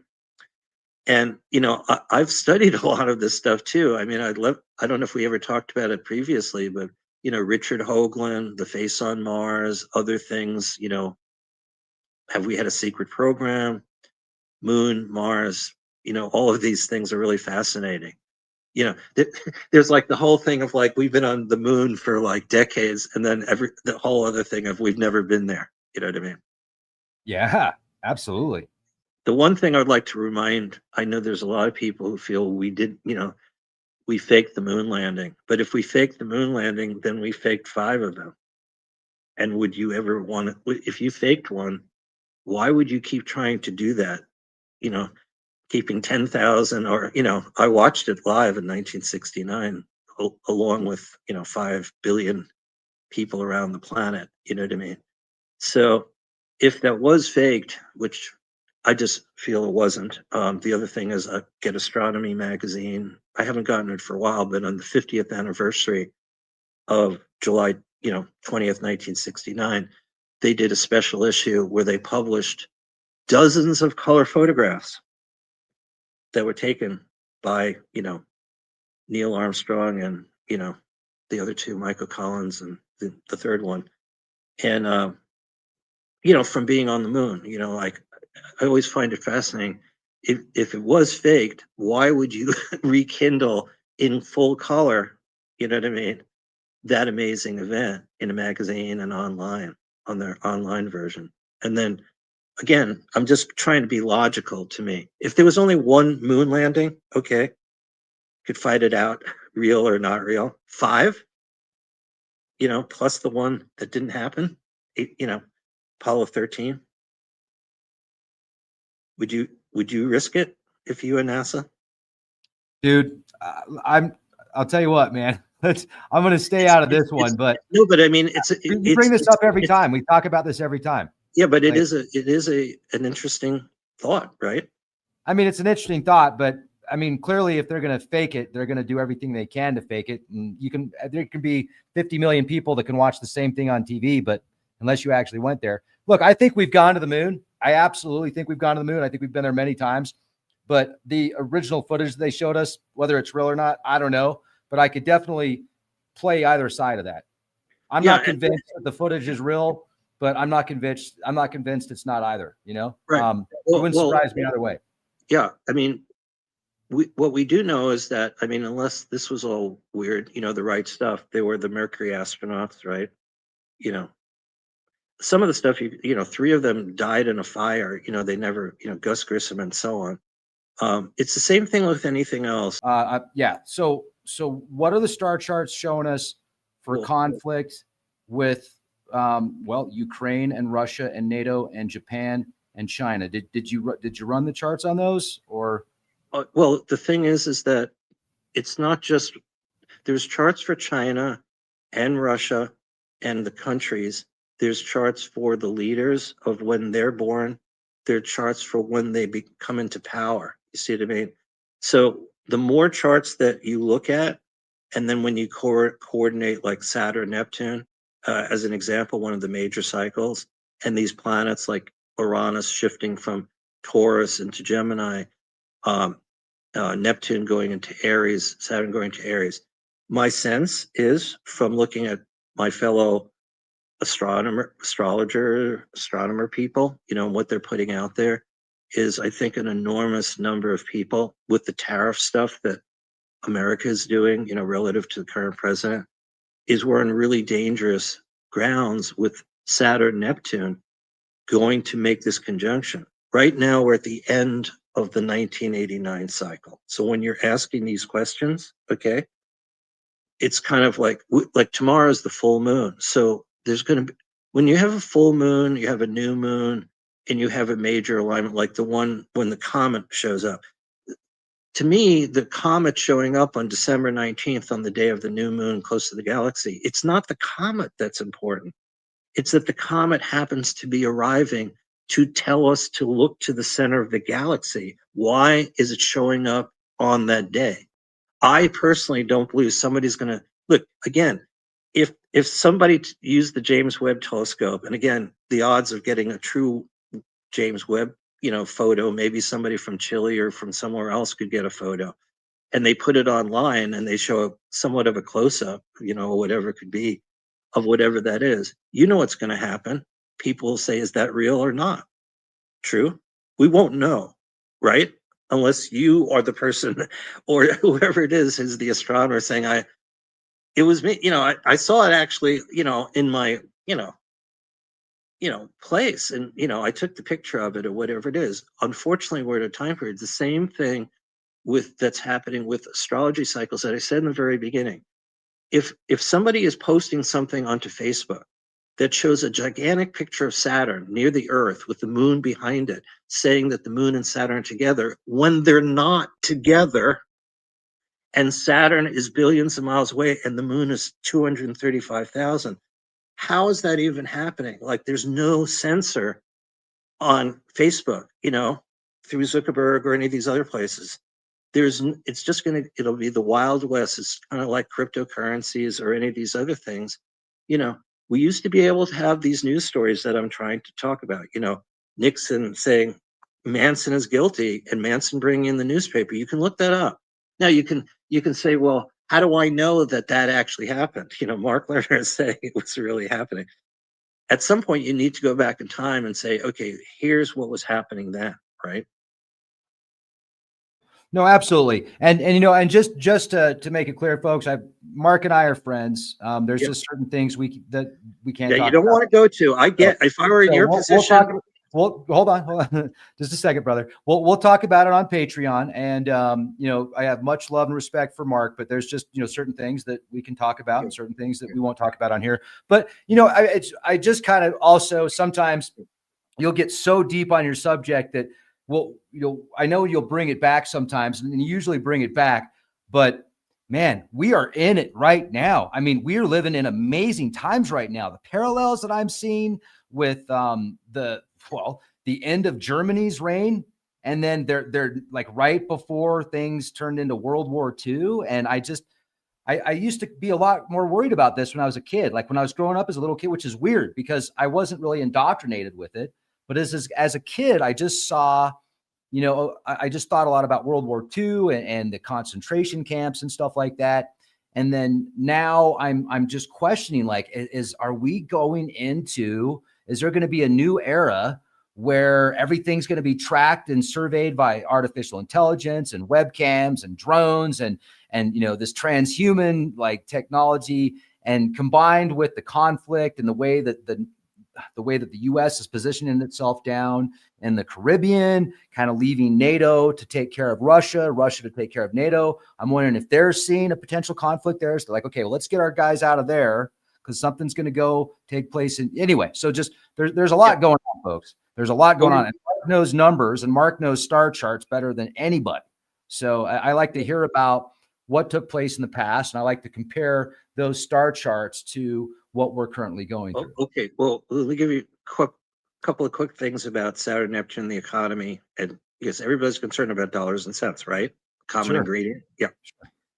So Chiron has a 50-year cycle. Therefore, 100 years from 1929 would be about 2029. On the day of, well, there were two stock market crashes in 1929. A guy just wrote a book called 1929. He's a New York Times guy, whatever it is. So it's getting a lot of publicity. Nothing about astrology as far as I know, but I've studied the financial crises and like what happened October 24th and October 29 of 1929. There were two different dates, Black Thursday, Black Tuesday. By the 29th of October 1929, what could have been possibly solved became a rout and the stock market crashed. Okay. You can read all about it. When that happened, Chiron was undiscovered, was exactly on what's called the orbit of the moon. It's known as, a lot of people might understand this if you've heard these terms, the dragon's head, the dragon's tail. It's not the moon itself, which is our closest neighbor, but the orbit of the moon. And the orbit of the moon in astrology has a lot to do with fate and destiny. So Chiron is going to come back very soon, okay, next year and the year after, to return to where it was in 1929, exactly on the dragon's head at this time. Like, in other words, the orbit of the moon has its own cycle, okay? 19 years going through the zodiac, actually retrograde. Chiron has a 50-year cycle. So they're going to match up. A guy has just written a book about 1929. My sense is that the other thing that's a common ingredient about what's going on with two Donald Trump administrations and the George Bush administration, so on, is that the 1920s were a time period when we had Hoover, we had Harding, we had Coolidge. That whole time period, the Roaring 20s, was the whole time period of basically like what's happening now. Everything's going up. It'll never come down. This is the danger that a lot of people, that's why the stock market recently started tanking. People are still trying to make money. Gold is at what, $4,200? It's looking good. Yeah, but look at silver. Oh, yeah. Silver is Hot. No, it is not. There is a block on silver. It's at $58 an ounce right now, though. It should be hundreds of dollars an ounce. I like where you're going with this, Mark. No, it should be hundreds of dollars. The fact that it isn't is part of what is often called the plunge protection team. 10, 15 years ago, when I was studying everything about gold and silver, it was predicted a long time ago that gold was going to reach 5,000. It was, and we still haven't gotten to that point. I was reading article after article from all of these experts. It never happened. And part of the reason it never happened, and well, look, you're connected to some of these things. Governments like Russia and other governments are buying gold. You know what I mean? Because of all the stuff. And the same country like Putin that's making everybody feel uncomfortable, NATO, and, part of this whole thing, where I want to go with this is, like, I've studied what's called the nuclear axis. I actually discovered that in astrology, the events of Hiroshima, Nagasaki, the Trinity explosion, the first nuclear chain reaction of December 2nd, 1942, Enrico Fermi, my main discovery of everything that I've ever done is that it's basically right now. In Sagittarius and Gemini, these two signs, we're having the full moon tomorrow, is where over the last 100 years, all these events with nuclear technology and nuclear weapons and so on. Look, our current president has just several times, remember when he said a couple of months ago or recently, I want to do more nuclear testing. Oh, yeah. But he said that, and then suddenly in the next 24 hours, our own government, our own Pentagon said, we're not going to be this is what happens when a president just says something that they shouldn't say. It happened with Reagan in his second year. He was asked something about nuclear. This is another true story. I remember my magazine was happening, and he said he was just into the presidency for a short time. And somebody asked him a question about, like, do you think a nuclear war could be won in Europe? And he said, yeah, I think that we could win a nuclear war in Europe. And immediately he had to take it back. His advisors had to take it back and say, the president didn't mean what he said. he was just talking theoretically, because the Europeans were making it sound as if, well, okay, the American president think we can die from terrible radioactivity and there could be an exchange. And as far as America is concerned, you see what I mean? So when the president of the United States said this thing, not so long ago, and then he said, well, look, he said the Russians and the Chinese are testing, so we need to test. That's what he then said again. But the point was, he didn't qualify by saying we're not testing, we're not going to actually test underground. We're going to do other kinds of testing. You see what I mean? It didn't explain what kind of testing. So it created a whole furor. You got to be careful what you say as president of the United States. Unfortunately, we have someone who's doing all these tariffs and so on, and this is alarming a lot of the conservatives and so on in the Republican Party and on Wall Street. And that's why there's been all of this tension going on. And if we hit February 20th, the exact date of the Saturn Neptune, and I think 2026, just numerologically, it's a 1 year. Okay. Numbers are important. 2025, 2025 is a 9. We're accumulating 9 years. And it's interesting that if you go back to 2016, where Donald Trump beat Hillary Clinton, that was also a 9 year. So we've had this person who's been president now twice, both coming in at 9 years, 2016, 2025. Okay, there's other reasons this year is really incredibly powerful. 9 is also the sign Sagittarius. Okay, and our president is born at a total lunar eclipse when the moon is in Sagittarius.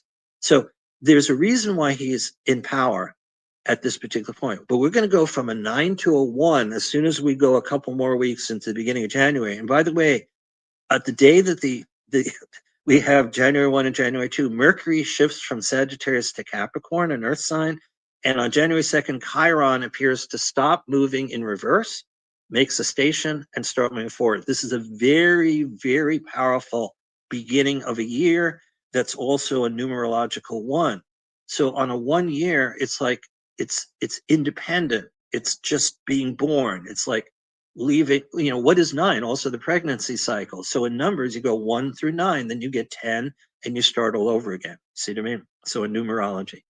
So this other event happens February 20th, which is very close Saturn Neptune. Also at the 0 or the 1 point of Aries, there's all this 1 energy. And 1 energies basically means some unusual thing, like a black swan event. We didn't even know what that meant. A guy wrote a book about black swan. Nobody was even thinking about that. You know what I mean? An anomaly, a shock, a surprise, something just comes out of nowhere. You see what I mean?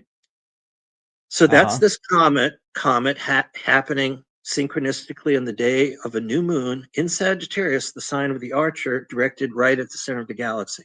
So I can't imagine, and I have a good imagination, that somebody or some group, I mean, you'd have to coordinate astronomers from all over the world and say, here's what we actually saw. Yes, it was an alien spacecraft, because otherwise people are not going to believe it.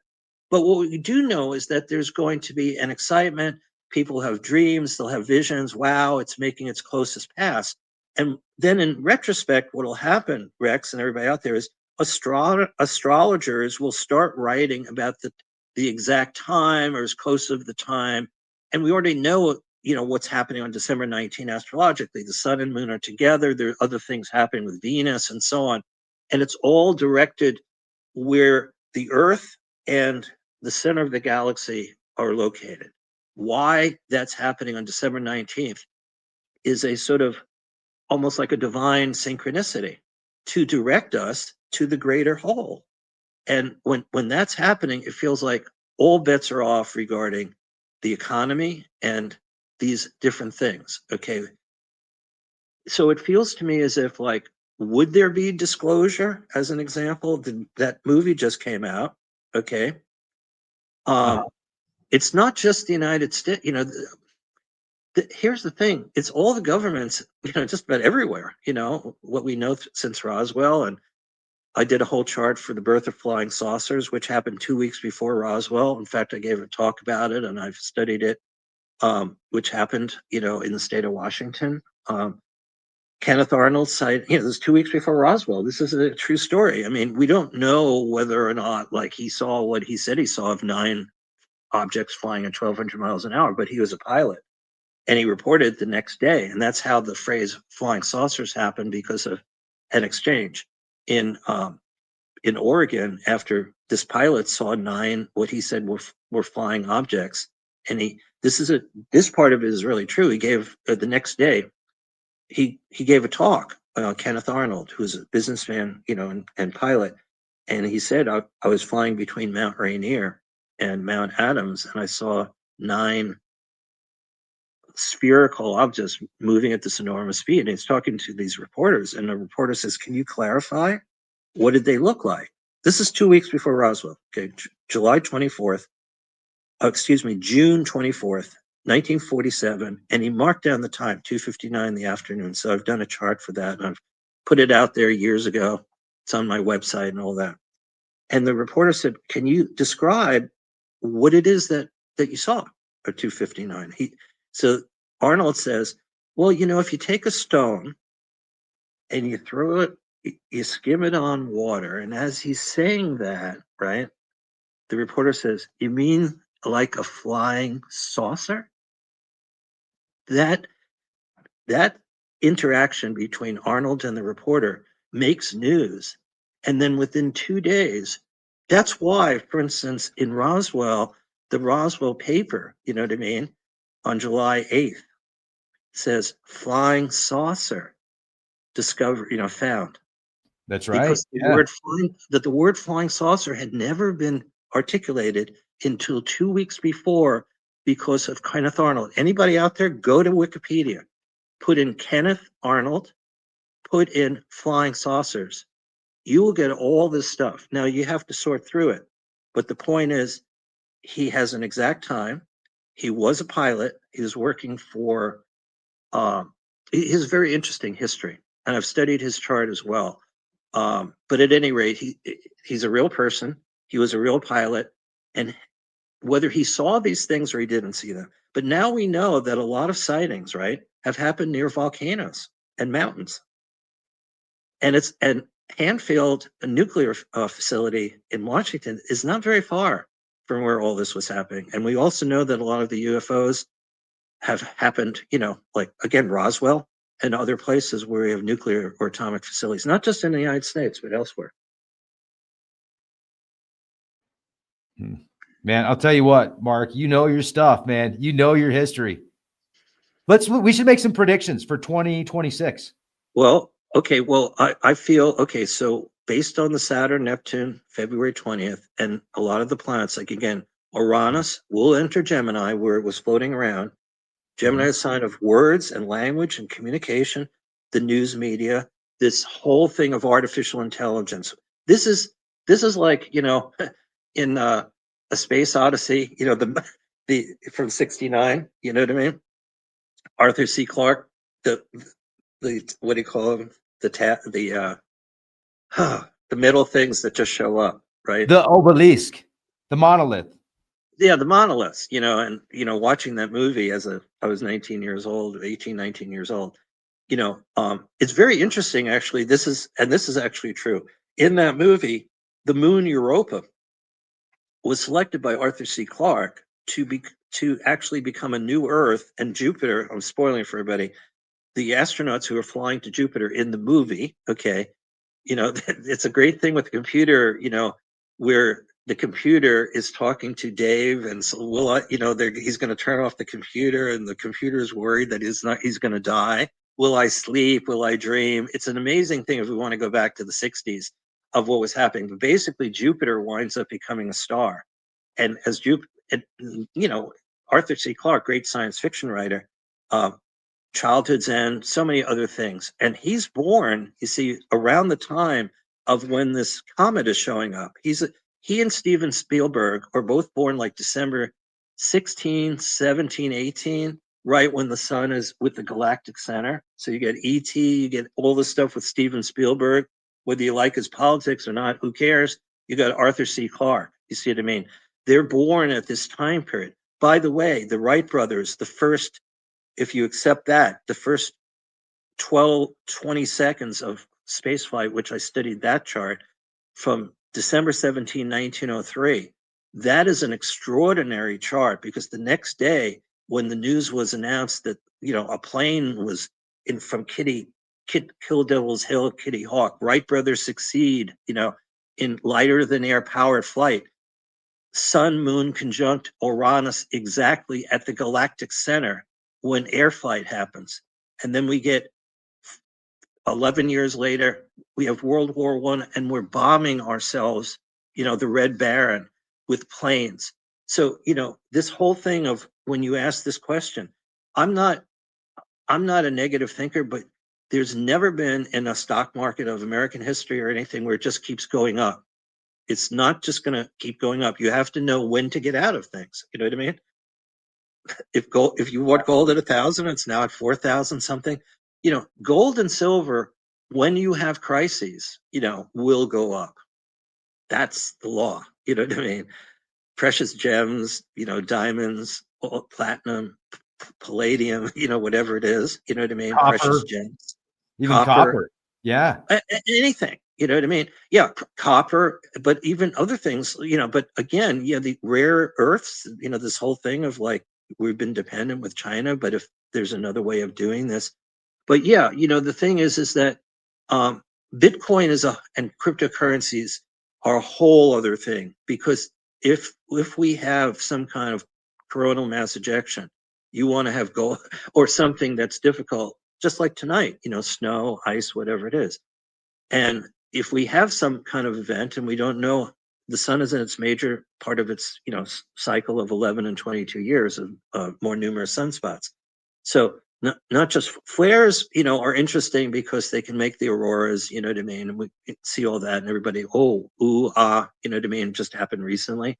But these coronal mass ejections where plasma, the energy of what makes, hydrogen changing into helium, makes the sun, which is not fire, it seems like it should be, but it is the personification of fire, but it isn't fire. But the thing is that whatever that is, I am concerned. So I would tend to be thinking, there's a lot of, remember the thing of danger, what was Lost in Space? Oh, There was yeah. Yeah. in the Danger, 50s, Will Robinson. Danger, Will Robinson, when you grew up with that. Then there was another one that came, they did a second one, just like with Star Trek and Star Wars, they're always doing, new Oh, yeah. things. But, in the first one, which was very campy, by the way, June Lockhart, who had played the mother of Lassie, just died. She was like 90. And the guy who was in that original Lost in Space, who's a very good looking actor, had played Zorro.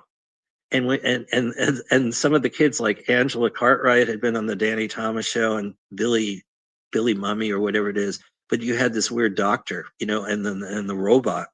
And when Lost in Space was on, it was, as an original thing, like it got high ratings. Everybody was watching it. You know what I mean? Because Oh, it was yeah. funny. It was kind of like Swiss Family Robinson too, kind of thing. It was like this family. How could you Oh, that was a resist it? great film. That was Yeah, a classic. yeah. As a film, and again, it's hard to remember all these. I just watched actually, I would recommend to anybody, the later series of Star Trek with Chris Pine and what's his name, who played Spock. Boy, the plot lines in that are really interesting. They're on Netflix, a couple of them, like Into Darkness or whatever it is. And I only watched the first year of, I respect so much William Shatner, who does the Unexplained and who went into space. And I know that there were a lot of issues, ego things with the other actors on the original Star Trek, but boy, has he changed in his life. Isn't William William. Shatner now like 96 and is Yeah, still and doing he's TV shows? Good for him, man. What a stud. yeah, the Unexplained. And by the way, it's just amazing his life. And he went up with one of those, orbital Yeah, things, that's right. I and remember. he And he said it became was like, he was very yeah, depressed when he came that's back right. because having been the archetype, of, you know, with Star Trek, I mean, you know, as if you go back to that first year of actually watching it, everything was like papier mache. The things that, you know, the stones that were moving, you know what I mean? They weren't, you know, the sets were like in Hollywood or wherever they were producing it. Gene Roddenberry, you know what I mean? It's not like, you know, how realistic a lot of the movies are now. That was 1960, 65, 66. And, you know, when you're alive then, Rex, there's no, there's no, there's no recording.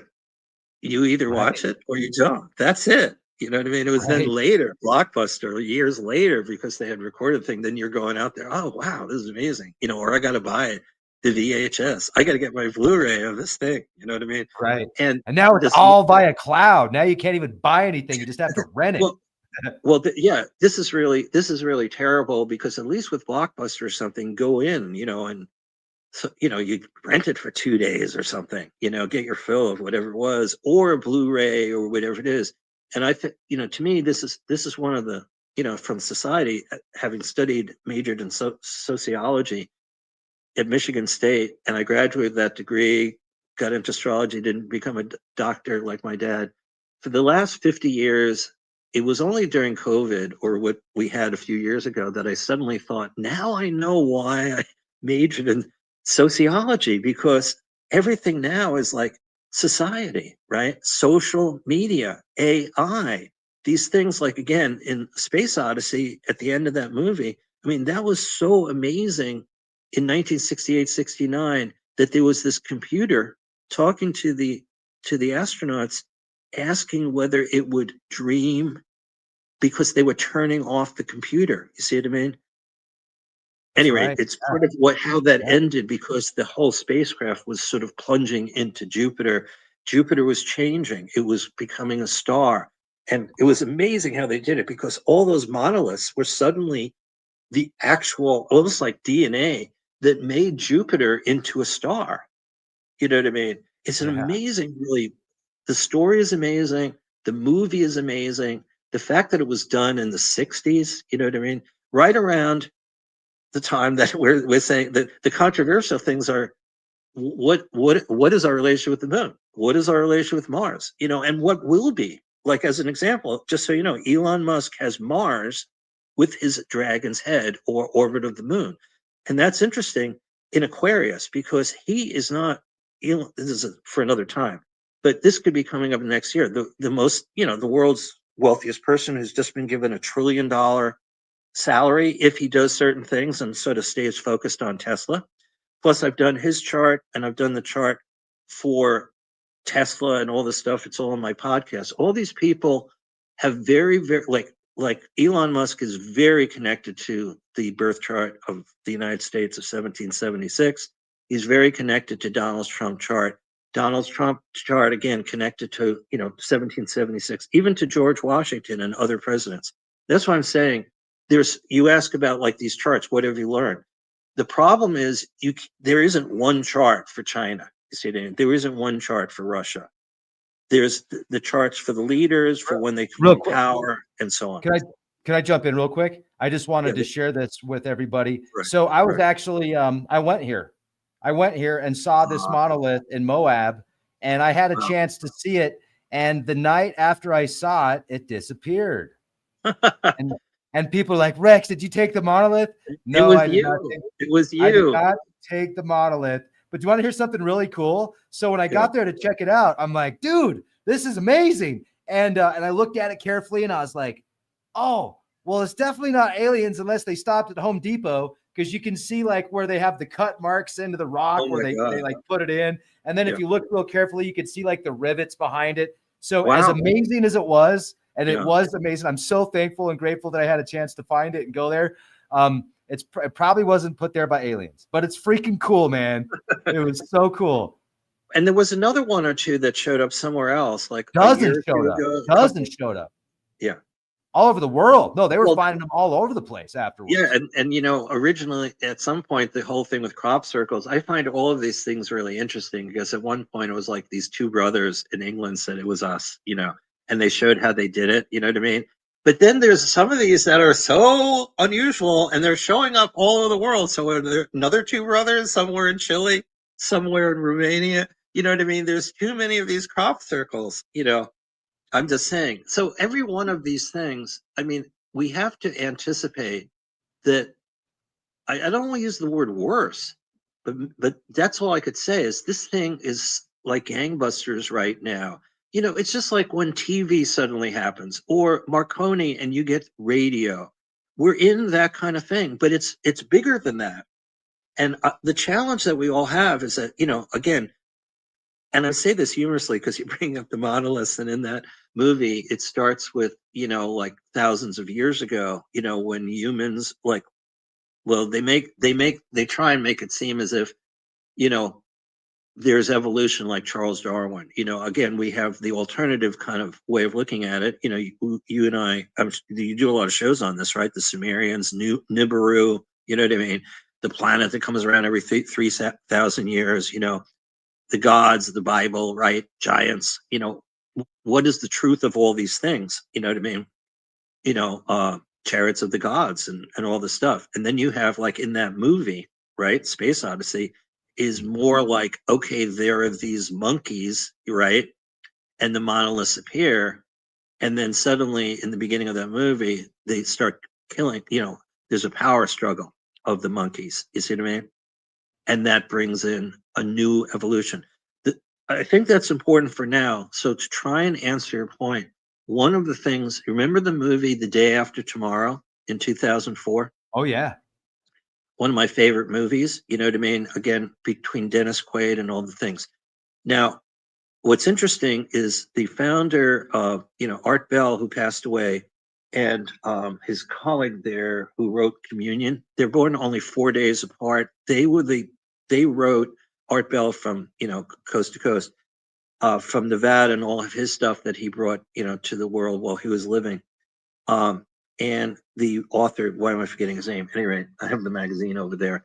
They're only born 4 days apart. And the thing is, they wrote the Coming Superstorm. And then the director of the same guy who did Independence Day in 2012, the German director, he created in 2004, The Day After Tomorrow. And the thing is, I'm seeing a lot of stories about the current in the North Atlantic, you know what I mean? And in that movie, what was supposed to happen in hundreds of years suddenly happened, you know what I mean? So the one thing I just want to say there is I started thinking there was an article recently, you know how we have these polar vortexes that just hit, like you got snow and ice, right? And then that moves on. Okay, we just had a nor'easter on the East Coast. You know what I mean? And first it was hitting like wherever, Minnesota, Michigan, you know what I mean? Went through the East Coast. So I saw an article that was talking about, you know, this polar vortex. And it's not inconceivable to me. I'm not making, you asked for prediction or projection. Um, it's not impossible that we have something in a year in the near future. I'm not saying it's going to happen next year, but with the Saturn Neptune alignment, doing what it's doing at the beginning of our zodiac, my sense is we're in for a black swan. You know what I mean? Between the tariffs, the way our president is doing things very differently than other presidents, you know, the art of the deal, making these kind of things happen, money, cryptocurrencies, gold going way up. I mean, gold, 4,000 plus dollars, you know, and I expect silver will rise. So it wouldn't shock me that gold is at 10,000 in the near future. Eventually silver goes to several $100s. You know what I mean? I love that. Yeah. So Love that. at the same time that you love that, and if you have gold and silver plus copper and other things, which have been recommended to everybody, you know what I mean? And when you have a stock consultant, you know, I mean, look, I only owned one stock when I was 13. My dad bought RCA, which is like where we get NBC, but RCA Victor, the original like albums, you know what I mean? Vinyl albums, RCA. And it never went anywhere. And it split to 2 for 1.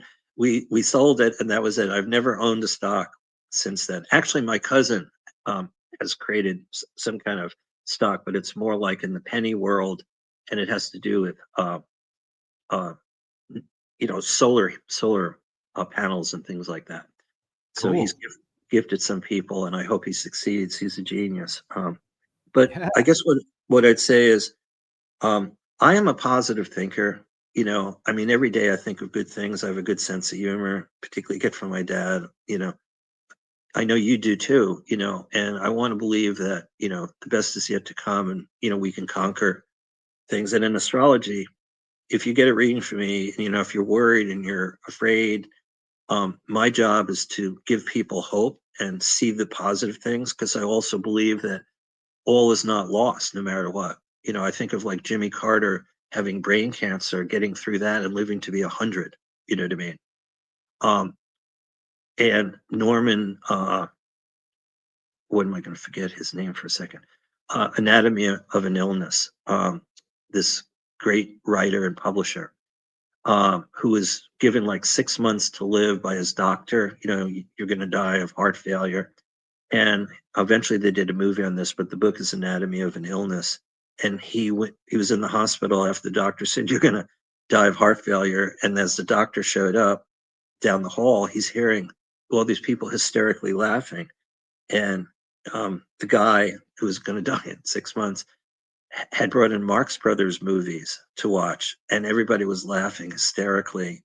And the doctor was shocked and said, "You can't do this. We've got a hospital to run." And he lived 10 more years, and instead of the 6 months. So between medicine, AI, I read recently that a lot of people, and this is a little bit dangerous, Rex, a lot of people are getting kind of a bedside manner from AI doctors. You know what I mean? They're going online. And look, I've experienced this myself. My dad was a doctor. He did house calls. He was beloved. So is my uncle. Medical profession is not what it was. You know what I mean? Oh, I agree 100%. and Absolutely. and we're self-medicating. I work a lot with herbs. It's taking garlic has saved my life in many ways. um for for 40 plus years, as a natural blood cleanser and blood purifier, and you know doing things from folk medicine and so on. And it's sad for me because my father was my doctor, bring home his medical bag. And I mean, we were in the days of you got measles, we all stayed home. We got measles, and then we went back to school, after measles and chickenpox and mumps, and now we, they've done all these things with vaccines, and nobody knows what the heck is going on anymore. Right, right, and that's something I would absolutely. I'm so passionate about that subject, but I'm not going to get into Yeah, it here. I've talked love it. about it in the past, and Yeah, I think that it's like you said. So I've got family. Like I've got my uncle. He recently passed, and he worked in the ER and as a doctor until he was about 70, and then when he retired, it was he didn't have anything to do. So it's like, yeah, man, he was such a stud too. I really miss him, but he talked to me about how medicine had changed. And, my mom is a retired nurse, a retired registered nurse. And I have, friends and family in the medical field, and they've all said the same thing. It's changed a lot. And, yeah, man, I'll bet back in the day, like when your dad was a doctor, that it just seemed to be more patient, or I'm just yeah. giving my Well, personal opinion here, but it let seemed to me be a lot more let me give personal. you let me give you a great example of my dad. Okay, real fast. My dad fought in World War II. His older brother, we're from a Jewish family, from New York. If you have this is growing up as a New York person who's Jewish, two older sisters. So I was the one who went through bar mitzvah. We weren't from an Orthodox kind of thing. It was more what's called reform. Um, what I want to say is that my dad had an older brother who was 5 years older. So he wanted to do medicine. And for Jewish families in New York, if you had a son, you wanted him to become a doctor. Now it's kind of, now they get to Jewish people for going to Hollywood, and becoming these, mayor, all these different people, who wound up going to Hollywood and Los Angeles and so on. A lot of them were Jewish. Not all of them, but a lot of them did that. But at any rate, my uncle went to St. Andrews, where they have, the golf tournament, like that Donald Trump is into all those kind of courses, some of which he owns the courses. But, they're open every so often is at St. Andrews. And that's where my uncle went to school. He came back He was a doctor. My dad wanted to become a doctor. There's no money in the family for him to be a doctor, right? So my dad and my mom, who married, my dad was 24 and my mom was 20. They moved from New York to where my dad was going to school at Georgetown in Washington, D.C. My mom worked at like a Macy's or some kind of store, put him through night school to become a doctor. The reason I'm telling you this is both of them went to war. The older brother went to Europe. My dad went to the Philippines. They both survived, so that I'm here and my cousins, you know, um, two of my cousins became doctors. I didn't, which is a whole other story in itself. But the point was, is that You're what I a wanted doctor to of astrology. Well, this is, what I learned, okay, because I was actually taking classes after college to go to medical school at Columbia, and I was taking a chemist. This is how it all started. I probably told this story once before. So this is in the summer of 1972, and I literally go on the subway from Queens, New York. I'm born in the same borough where Donald Trump is from, and I'm going the subway, and I go to my first day of chemistry class, and I come back on the subway, and before coming back to, I was staying at my home, my parents' home, and I'm only 22. Um, I stop in a bookstore and I see this book called Astrology is the Space Age Science. I take it off the rack. It's a hardcover book, and I start leafing through it. And that's where I see that the author is saying, do you know that Copernicus, who on his deathbed said, we live in the heliocentric system, and then Galileo, and who then, is imprisoned by the church people for saying the same thing. And Galileo discovers the moons of Jupiter in the early 1600s and then is locked up, in his home because he's saying things that were not true for the church and that the earth is the center. And then Sir Isaac Newton comes in the 1700s. The author is saying these were not just astronomers, they studied astrology. And when the biographers started writing about these big figures, Copernicus, Galileo, Kepler, Sir Isaac Newton, this author who said astrology, space age science, says the biographers of those people said these were these giants, right? They changed our whole perspective of the solar system. But they had one little fault. They all believed in astrology, which we know not to be true. That was what the biographers didn't understand, that the great science people, the astronomers, understood how astrology worked. It isn't working because Saturn makes you do something, or Jupiter makes you do something, or the sun and moon. That's not how it works. It works because of synchronicity, what's called as above, so below. So the pattern, when people are doing this, in case you're one of these persons who thinks that astrology is a pseudoscience, whether it's Donald Trump's birth chart or the Declaration of Independence or Putin's chart, or when Russia comes into being after the Soviet Union and you take the hammer and sickle down and you raise the Russian flag and there's a rebirth of Russia, these charts are the beginning points of a destiny pattern based on sun, moon, and planets, not because they're doing anything to us, but because it's like an inner psychological or synchronistic pattern. You see that it lives inside of us because we take a first breath, or a declaration is happening, or somebody, takes the oath of office. So what happens at a moment of time, this is what Carl Jung said, who was the Swiss psychotherapist, but he also studied the charts of married people. You may know that Jung also got into UFOs. He did so many other things about mandalas and all these other things, very different than Freud. So Carl Jung basically said what happens at a moment of time has the qualities of that moment of time. And that may sound like, what is Mark saying? What am I saying? What I'm saying is that every time, every minute of time, every hour, and so on, there are these patterns of where the sun, moon, and planets are. So again, the way Jung was able to write about it was whatever happens at a moment of time has those qualities, like numerological qualities, soulful qualities, spiritual qualities, resonant qualities, wavelengths, the things that we're now understanding of how frequencies, right? All these different things.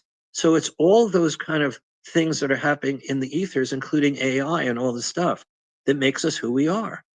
You know what I mean? It's not because Saturn, like again, Saturn was considered a negative influence for thousands of years.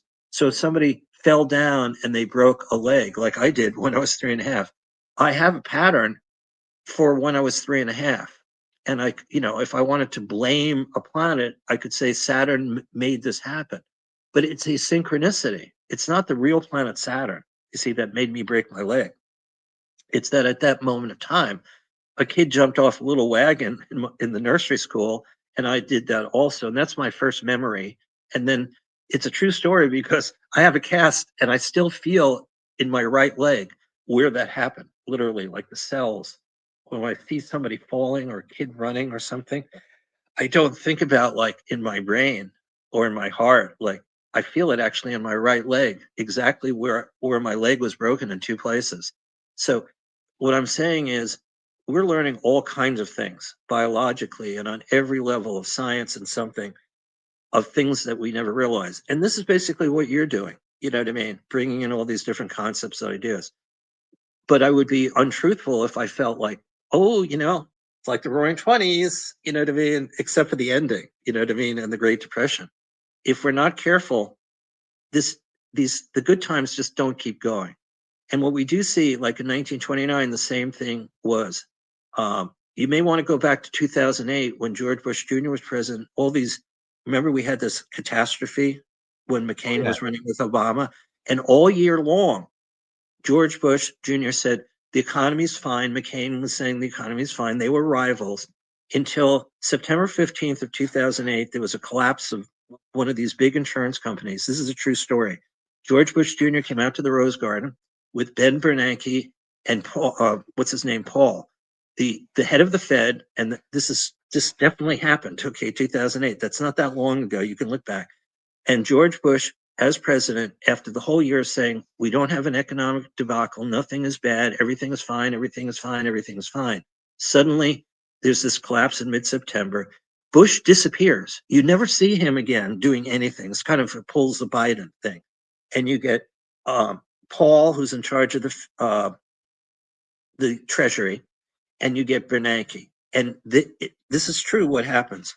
They suddenly are talking about this catastrophe. 3 days later, within 2 or 3 days, they send a 3-page letter to the committee in the Senate saying we need $700 billion. Otherwise, Otherwise, martial law or something, wasn't it? Didn't they threaten martial law if they didn't get that bill passed?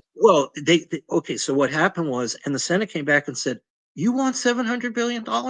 Don't give us a 3-page report. We're not just going to give you this money." All year long, the administration was saying everything's fine. Now suddenly everything's falling apart. So they had to come and write a 45-page thing, took them whatever it was. And I don't know if you remember what happened, but what saved the country, okay, at that point, over the next couple of months, well, at that time, was Bernanke, and I don't know why I can't remember Paul's first name, but at any rate, that's why you get now Chase Morgan. They matched all those companies and they put all those people in a locked room and they made those banks, those big banks, you know what I mean, merge with each other. And a lot of banks ended, and then they merged all these banks in order to make this magic happen. Okay, because that whole thing had been the mortgage-backed securities that had actually started in London and then it went to New York, you know what I mean, the United States, and they were doing all this untrue, like things that didn't make any sense. And all the, so again, you look, there have been books written about it. So, I'm just giving the bare essentials.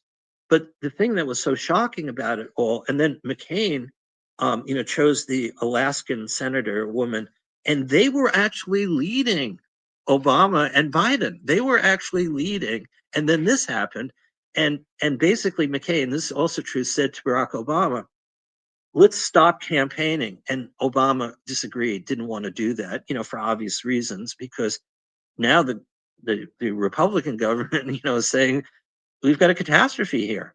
And then he beat McCain. But let's not forget something. How did Obama even get into this position? He had won these primaries against Hillary Clinton, and she was about to become the nominee. So she not only was, eliminated there, and we get the surprise of Obama for 8 years, but then she winds up being his Secretary of State, and then she runs thinking like, there's no way I'm going to lose to Donald Trump. How could I possibly lose to Donald Trump? And she loses to Donald Trump. I'm just saying, like First Lady of the United States, Hillary Clinton, her chart to me was not the chart of somebody who was going to become president. So I didn't, don't have to be a liberal or conservative or whatever it is. It just wasn't there. You see what I mean? Right. Obama's chart actually is very connected to the United States chart and to the Declaration of Independence. And by the way, if kind of people want to disagree with him, his hero was Reagan. That's why. Obama's? Yes, because what Wow. happened was he was too young. He was born in August of 61. When he turned 20 plus years old, there was actually a biography movie about him. He was at City College in New York, and Reagan became president. The great communicator was Reagan. Okay. Reagan was the great communicator at that point, and Barack Obama has a connection with his chart as well. It has to do with Aquarius and some other things going on.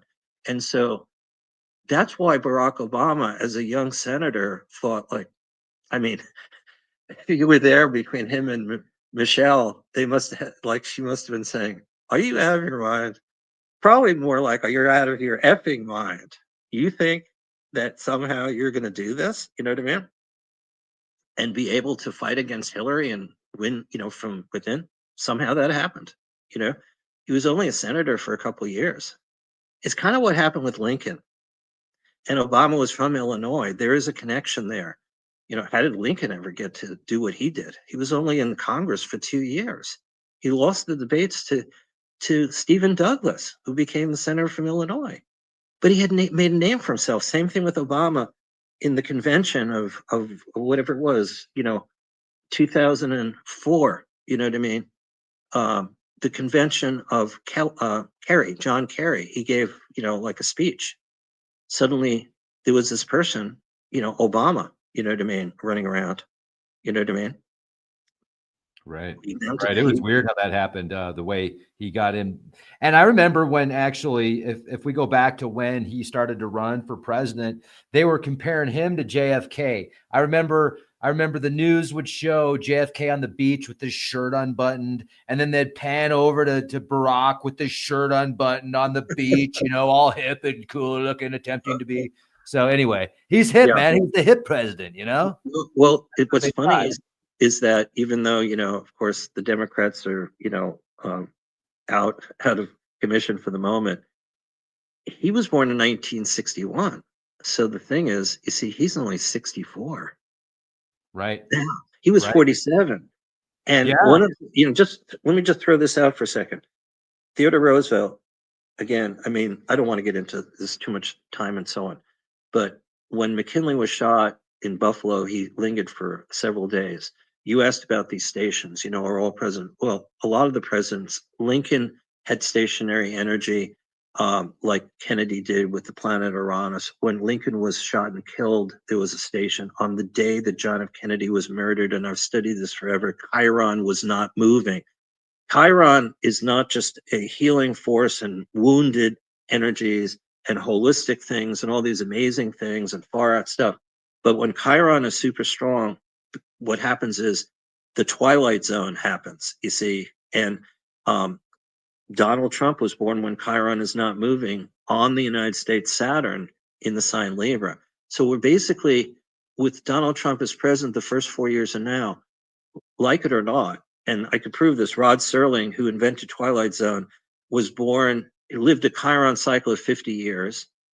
By the way, Rod Serling, just before he passed, obviously, did a whole thing on Chariots of the Gods, you know what I mean, back in 1972, 73, whenever it was.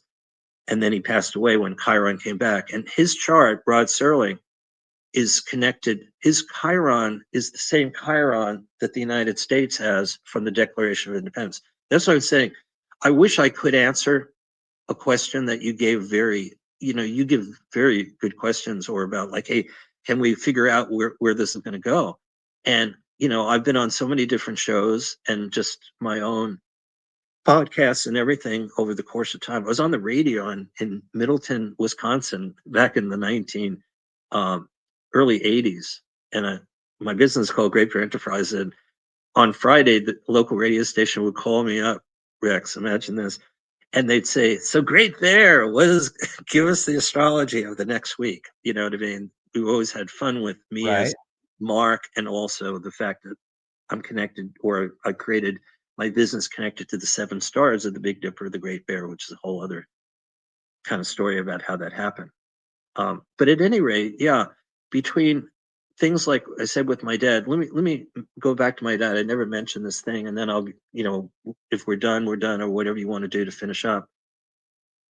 My dad would take me to his office, which was 15 minutes away. We lived in Queens. He was serving a German immigrant community. He had sort of got this job from somebody who retired after he came back from World War II. So he's a Jewish doctor, and these are Jewish German, immigrants who are living in Brooklyn, right?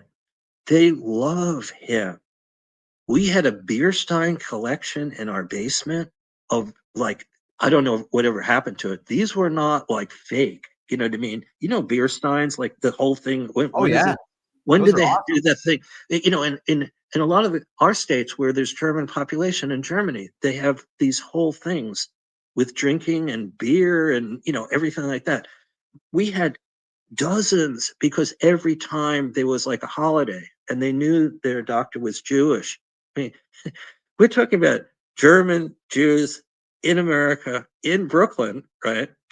And the point was this: so my dad had one nurse for the entire time, Christine McCarthy. If you called, you either got the nurse, or the phone was just ringing. There was no answer machine, right? But my dad, I would sit there. He would just bring me there, show me the office every so often. And he said to me something, again, this is the 1950s. And I said, Dad, so, what do you say to people, right? Like when they come in, fundamentally what it is. And he looked at me, he said, 95% of what I do is psychology. He said, they come in and they're looking for somebody to just be like, to help them and nurture them. So I'm talking about these 2 brothers. It was like a miracle that after my grandparents had come from Europe, wherever it was, and they had 2 sons and they both became doctors. So they did house calls. My dad delivered over 600 babies. He was a general practitioner. But this was the thing I wanted to tell you. So, so he would say 95% of what I do is psychology. So somebody comes in, Doc, I've got this aching, foot, whatever it is. And unless they really needed to go to the hospital, he would say, well, take 2 aspirin like every 4 hours. In those days, you had aspirin, okay, was one of the key things. Now they say, well, you could be allergic to this or that. If you go to a store now, if you look at regular aspirin, and I take a regular aspirin, not a baby aspirin, okay, the box, the actual thing of the 325, not the 81 milligram baby aspirin, but the actual aspirin, and you buy it from Bayer, the German company, Bayer, on the box, it says the wonder drug. Now, we've had an FDA for a long time, and I'm just saying, you read a lot of stuff, hey, don't take aspirin, it could mess up your stomach. Do this. It's a coated aspirin. So again, it is true that if you have an uncoated aspirin, it can make up your stomach, if you don't drink enough water or whatever you're doing. But when he told me that, my feeling is, if aspirin, which comes from the willow bark, this is the thing, which is a natural herb, you may know this, you know what I mean? That's where aspirin comes from. So it comes from nature, you know what I mean? This is not some fentanyl thing. This is not some whatever, you know what I mean? And maybe we're not supposed to go here either, but I mean, when they were selling Coca-Cola, right? The history of that, right? Oh yeah, like wasn't there almost an ounce of cocaine in the original Coca-Cola bottles that they sold? It was Yeah, a multitude of grams. Maybe it was. I mean, I don't and you had all these people. If you know. It was think a lot. again, this is before anything was controlled. There was no FDA or anything. So these people are all saying, drink Coca-Cola, and they're drinking, and this is Coca-Cola, Pepsi. Are you kidding me? The whole cola industry comes out of these people who were trying to give you something so you get through the night to get rid of some of your pain because it had cocaine in it. So I got to jump in. I saw an emoji the other day that made me laugh about the original Coca-Cola because it said how many grams of cocaine was in the original Coca-Cola bottles that they sold. And they're like, well, yeah, no wonder you can walk through snow uphill both ways and work all night and then get up at 6 a.m. in the morning and work a 16-hour shift. You had Coca-Cola. Anyway. But it's funny now because you started by talking about Santa Claus. It's this time of the year. They always have Santa Claus with Coca-Cola, the way they bottle the six-pack. I just saw it the other day, again, with all the Christmas things, mistletoe, I'm just saying, it's Christmas. It's Jesus. It's the magician. Hello, folks, the magician from the Tarot of Ra that has Jesus on there. I mean, look, whatever sells. That's so funny. It's so funny. But I'm just saying, the thing is, what saved my life is taking garlic. And you see, aspirin works fairly similarly. They're both from nature. Aspirin comes from the willow bark. Read about it. Willow, Willow. Now, again, if the FDA or if, I often say something and then something happens. Remember like what's been happening with Tylenol and RFK Jr. and we had the Tylenol thing. This is when you were little in 1982. I got to jump in because somebody said they said it's not grams, bro. Well, first of all, I'm not really, Oh, okay. I said 325. Here's what it is. According to Wikipedia, Wikipedia says Coca-Cola once contained an estimated 9 milligrams of cocaine per glass. For comparison, a typical dose or line of cocaine is 50 to 75 milligrams. Well, thank you, Wikipedia. I had no idea. Well, Wikipedia can't always be trusted either because it's just people like who supposedly want, it can change. You don't say. Oh, let's stay out of the Tylenol. Let's don't get into the Tylenol thing. Tylenol gone. Yeah. Folks, do we need to wrap up on Patreon? Folks, I'll tell you what, I am so passionate about people that have been damaged from certain things that, because I don't want to use the term damaged, but like, like some people, they get through it. They may overcome it, but yeah, some people, there's a lot of side effects to a lot of stuff out there, but we'll talk about that. We'll talk about that on Patreon because I still don't know. We want to keep things smooth and we want to be thankful and grateful that we're here on YouTube. I'm also on Rumble, folks, so you can check me out over on Rumble. And you know what? Let's change subject. Let's jump into something else. I want to show off Mark's website. And Mark, I don't know what you do, but when people get their charts read by you, they love it. I've read so many comments and emails that people have reached out to you and you've done charts for them and you've helped them and they love you, bro. They love you.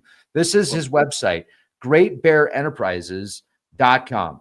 Mark has 50 years almost, maybe even a little bit more than that now. It's time's cruising of astrology research. And, he's dove into numerology and the occult, like esoteric stuff. When I say occult, I just mean hidden, nothing negative, very positive, psychology. He comes from a family of Jewish doctors. Of course he's smart. You know what I mean? Like, how could you not be smart, man? Anyway. The thing is that I get excited to be on the show with you. I have my own, breathing issues. I had walking pneumonia when my younger daughter, who's created a lot of this, Katya, 44 years ago, and I got walking pneumonia because I had to take 2 doses of antibiotics. So I do get asthma type things. And then last year, I never got COVID that I know of, but I did get walking pneumonia again. And the funny thing was, just want to say, thank you for showing all this. We have 20 different astrology reports, plain English. You can order that. I have 3 kinds of consultations. I have 130 podcasts that are all complimentary. And I created the school, 36 classes, to learn astrology. It used to be $700 and it was $600. Now we're selling 36 classes to learn astrology for $199. And there's the cosmic calendar I've done for 44 years, which is what's happening in the sky, like you're showing here every day. What are the cycles? So all of these things are affordable. You know what I mean? We have, this is my ex-wife. We both created what's called inner child cards. She does flower remedies. We put her on there. And and then there's the inner child cards that we created. Fairy tale kind of tarot, major cards, minor cards, 78 cards. And then some more things that are happening that have online there, and just a whole bunch of stuff. So yeah, go there and figure stuff out. That's my podcast section, Astroscope. But thanks for showing all of that. But the thing is I get up for these things, but like anybody else's, they recently had something on 60 Minutes. It came across on Facebook, and I was like, why do I have to hear this? Like somebody said, if you're 75 and older, that's when all your problems start happening. If you've been able to live to 75, and it was like, I just turned 75. So, I didn't want to watch the rest of that 60 Minutes. I used to watch the show a long time ago, but it's like, there's too many story, like what I hate, and I think you're in agreement, but I was a TV watcher for most of my life, and every night now, and I don't get to watch a lot of stations. Almost every commercial is about, some kind of prescription, some kind of thing. You know what I mean? know, it drives me crazy. And the first thing they say is, you could die from this. And here's the one I love, and I'm just being facetious here. And it says, if you're allergic to blah blah blah, don't take it. Right? Like, what the hell? No Why shit. how dumb are the American people? Obviously, if you're allergic to something, you're not going to take it. But in order to prevent like somebody seeing an ad, oh, they didn't say that if I was allergic, and they didn't say it. So now I can sue, Lunestra, the thing with the butterfly, like in Order to Sleep, they have a butterfly flying around or whatever it is. And it's like these commercials. I mean, talk about things that should be illegal, At any rate, I mean, my dad is long gone, bless his soul, 20 some odd years ago. And sometimes I just want to talk to him and say, do you watch television? Right. There's no mention of aspirin, the wonder drug, anymore. Take No. 2 of these every 2 hours. And and my dad would say, and if something else happens, give us a call, if something's more serious. And then they would go to the hospital, and then he would take care of them. Yeah. Well, Anyway. I am optimistic and hopeful that RFK Jr. is going to make Maha real, like with all the stuff they're pulling out of the foods and the dyes and now, but here's what, they go a couple of steps forward, and then you hear about this new pesticide that's coming out that the EPA is going to approve that has forever chemicals in it. So 2 steps up, 2 steps forward, 10 steps backward.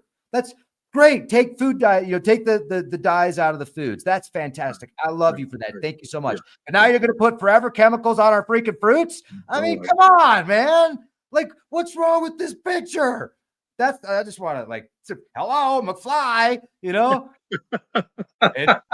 I just rewatched that the other night because it was, are you kidding me? And when he takes the kids, I don't know what it was, mix it into a skateboard. Yeah. And the mother and his future mother falls in love with him. He's going to change everything, and his family starts disappearing in the photograph. Right. And I love the beginning with all the clocks and the dog as Einstein. Yeah. Man, that movie. I walked through. So check this out. Talk about Back to the Future stuff and Matrix stuff. Back in 2019 or 2020, I was on the Weather Channel. They had me fly out to California with Greg Allison. He's a rocket scientist, dude. And we went and we walked. We had some time to spare, and we walked through the bridge, the tunnel that was in Back to the Future 2.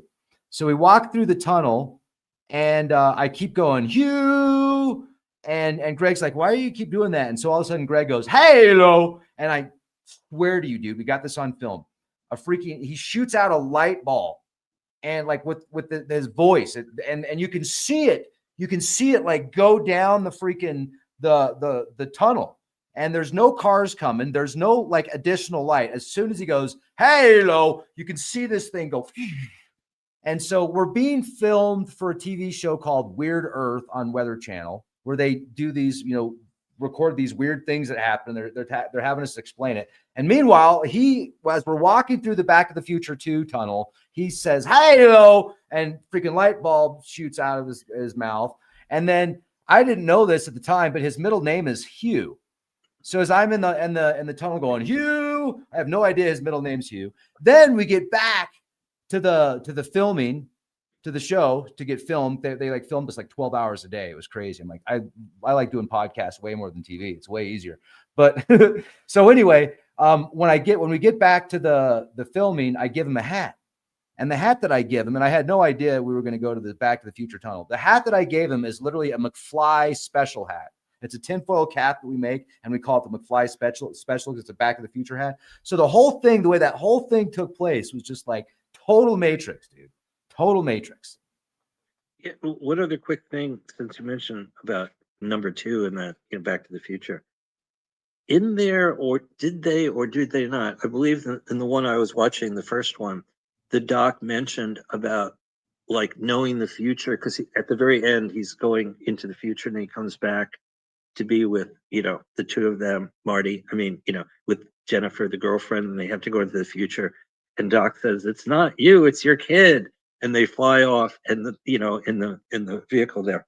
But the thing is, wasn't part of the thing that actually said in part 2 was there was a moment there where they're able to go into the future and they make this prediction that the Chicago Cubs are going to win the World Series in 2016, which is the very year that they won the World Series. Really? I think that was in number 2. I know that in number 2, they make a prediction. It's what's his name? The bad guy, Biff. He's able. It's either in 2 or 3, where he is able to go somehow. He goes into the future, however he does it, and he goes into a store, and they talk about the Cubs winning the World Series, and I'm pretty sure it was. I know it was in the future because he's going in the future. It was the actual year. And again, the movie was created like in 1987, 88. Yeah. And of course, the Cubs hadn't won since, the World Series since 1908 or whatever. They had been in the series, but they hadn't won. Mm-hmm. And then they beat, Cleveland in a 7-game World Series. I think it was the very year. Now, if that's true, then talk about a prediction. Then you got the screenwriters and the director and so on making a plot line. I haven't rewatched it, but it would be very easy. No, here's what it was. You're close. Okay. Back to the Future 2. Okay. 1989 famously predicted the Chicago Cubs would win the World Series in 2015. Oh, so they would. While the Cubs did not win in 2015, they won the World Series in 2016. Well, that's still amazing. 1 year later.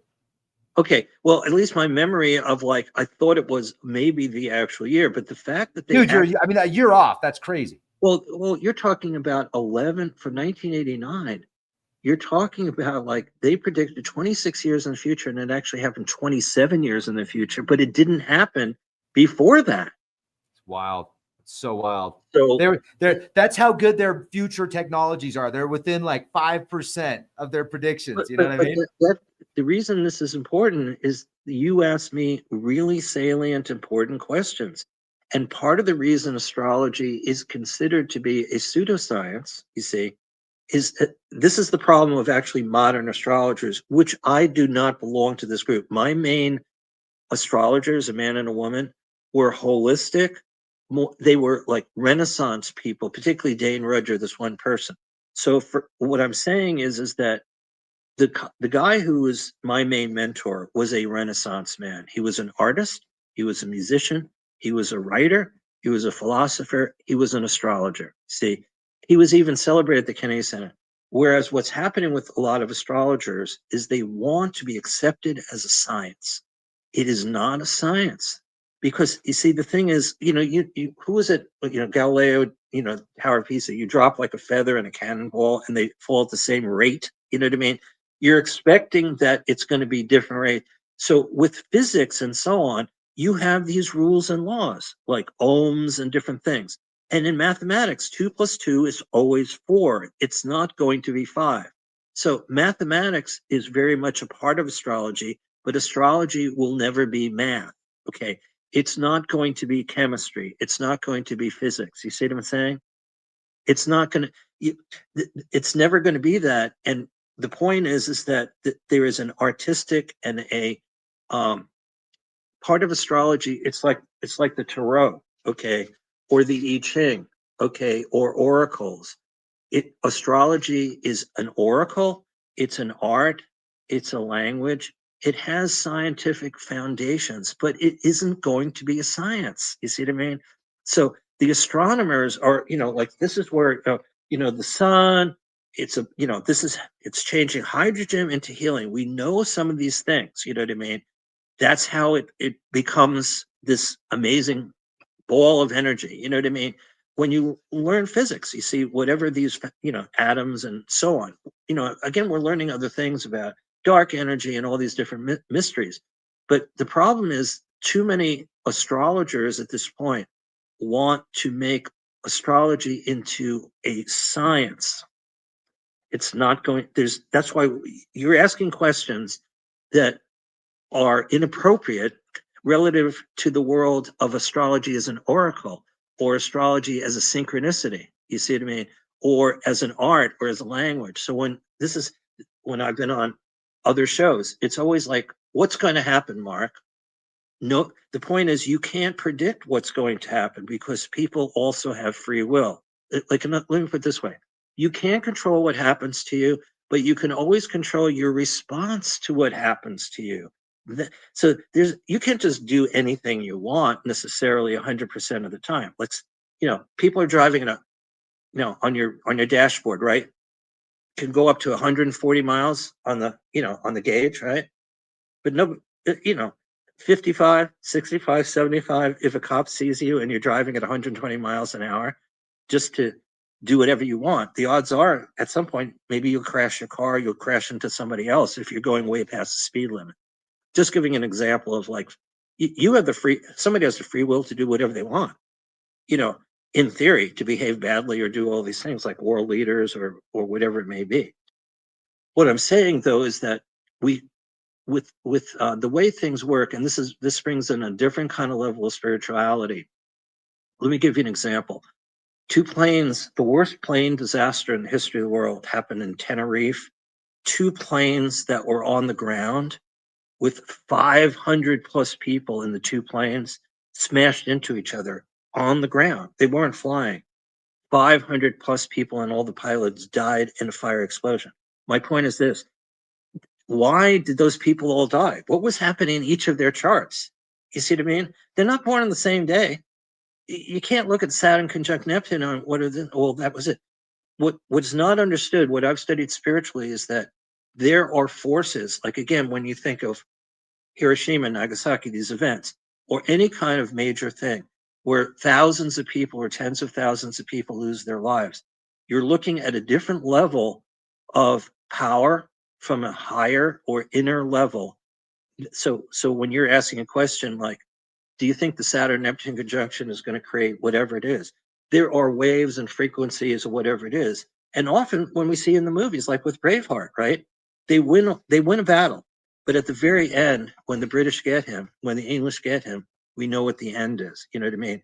But before all of that, he inspires all of these people. They do win certain battles. And then he's basically turned in by these traitors, you know what I mean? In Braveheart, these other Scottish leaders who wind up aligning themselves with England because England has money and they say, we'll give you lands and so on. Just turn in, William Wallace, getting back to William Wallace. And they do that. I mean, that's part of the whole. What I'm saying is there was free will then too. Scotland could have become free had they all bounded together, but they didn't because of money, because of power, because of greed, because of the British saying, well, we're going to kill you and all your families unless you give us William Wallace. You know what I mean? I mean, it's a good example of what I'm trying to say about the world situation. And, and yet at the end of that, it's like freedom, that's it. Right. What you're doing, like, let's open the doors of so on. So what I'm trying to say is astrology we can understand what the vibrations are like. Okay. Can I say one more thing? This is very important. I was on another show in 2010. Remember the whole thing about the Mayan calendar, 2012. So the Oh yeah. question for me on this other show was, Mark, can you make a prediction about like the Mayan calendar, 2012? This is a year before, And I said, I'll make another prediction about March. Let's see, what was the date? Okay, well, I think it was March, whatever it was in 2011. Okay, it was the day of Fukushima. Okay, I didn't know Fukushima was going to happen, right? But it was the day that Uranus was leaving Pisces to go into Aries. Okay, so this is in 2011. I think it was March 11th. At any rate, I didn't answer what the guy wanted me to say about 2012 because I felt that the Mayan calendar, we were not going to all die. I didn't want to make a prediction one way or another about that. But it was the end of 2010, and I said, here's what I will say. Whatever the date was, March 11 or whatever the date was of what do you call it, 2011, there's going to be a major event happening on the Earth because Uranus was moving from Pisces into Aries. That's the same thing that Saturn and Neptune are going to do, going to hit Aries on February 20th. And what happened, therefore, on that date was the big earthquake and Fukushima in Japan, 9.0 earthquake. Now it's uninhabitable, that whole area of Fukushima, and so on. And my prediction was just something big was going to happen on that date. And I was right. But I didn't know what it was. You see what I mean? I just knew that there was a very special astrological zodiacal energy that would happen. You see what I mean? Absolutely. Yeah. And a lot of the people who come to me, and if this is just a synchronicity. The other night I was on a show and a person called to get a 1-minute thing about their chart. The woman called and said, I was born June 5th, 1968. We were talking about 68. I said, I can't believe your calling got through on the show. I said, that's the day that Robert Kennedy died after being shot, at the hotel in Los Angeles. And there were all these stations of planets at that point. And we had a couple of conversations. And the person knew that she had been born on the very day that Robert Kennedy had died. Those are the kind of things that I think are very significant. Like, again, Maduro being born in November, just like a week or so ago. And he was born in 1962, but I mean, his birthday just happened, and he and our president are now in discussions, and it seems like we might do something and something negative to Venezuela. But on the other hand, something positive could happen from that. You know what I mean? Oh yeah. Yeah, absolutely. And I mean, if we're making predictions here, we can make good predictions too. We don't need to make end of the world predictions or anything like that. Yeah. I think I want to make a few predictions here. So I was thinking about it, right? I was like, okay, Venezuela, what's going on? Why are we putting so many people out and the troops and stuff? And I'm thinking, okay, we don't have enough troops yet for like a ground invasion. At least what they're saying. They've got approximately 12,000 troops, probably more, but around 12, 15,000 troops. And you would need, I would say, maybe at least 50,000. But to do a ground invasion in Venezuela doesn't really make sense, especially with the technologies that we have. Right. But you know what's kind of close to Venezuela? The Panama Canal. Yeah. So I'm like, oh, well, gee, you get a big presence down there. And then it would be, a great way to slowly move in presence, or not slowly, but you've got a big presence there, big military presence to keep others away. Like, if China did decide, well, hey, wait a second, but then what if we have a conflict with China? But I think China now, especially I was thinking about China and Taiwan, and I think we're gonna move into Greenland. I think we're gonna build up quite a bit in Greenland. I think that they're gonna move a lot of people out of Europe and still keep a presence there. But China and Japan and Taiwan and the Philippines, this could be, well, North and South Korea, obviously the original players, big players. This could be a bit of a hot box out here. we could Well, potentially see well, some action. Not, not necessarily like a war, but I think there's going to be something that's going to happen out here. well, just let me just make a brief comment. It's really fascinating when so many people on the liberal left or the progressive like were shocked about Greenland, and so on. A story came out, and I think it's true, that President Truman, okay, our actual President Truman made inquiries, at least he made inquiries with Denmark, which, is Greenland is part of Denmark, or it's just like, Canada is part of the British Commonwealth, and Greenland is connected to Denmark as it's, an associated country, whatever. Mm-hmm. But again, the thing is, what I want to say also, again, because I'm not allied with any left or right wing, I'm just looking, what are the facts? Back to our Caribbean and what you were saying. I think this is really important. One of the things that it's not just Donald Trump because he's not a historian, but the people around him look at history, right? We had something called the Monroe Doctrine. The Monroe Doctrine under President Monroe, who came after Madison after the War of 1812, was happening in this area of the Caribbean. You had what were called the Barbary pirates. These pirates were coming in, creating havoc, you see. And so President Monroe, James Monroe, who had 2 terms in office, basically said, we're going to be in control. Here's the doctrine. America, like we're going to assert ourselves in this part of the world. So if you're going to come in with all your piracy, see, in those days it was pirates, you know what I mean? It wasn't drugs, okay, per se. It were these pirates who, again, the skull and bones, to Captain Hook, you know what I'm saying? So it's not as if that didn't happen. And so what the Trump administration keeps doing is that's why they get the Supreme Court, which keeps going back to the original Constitution.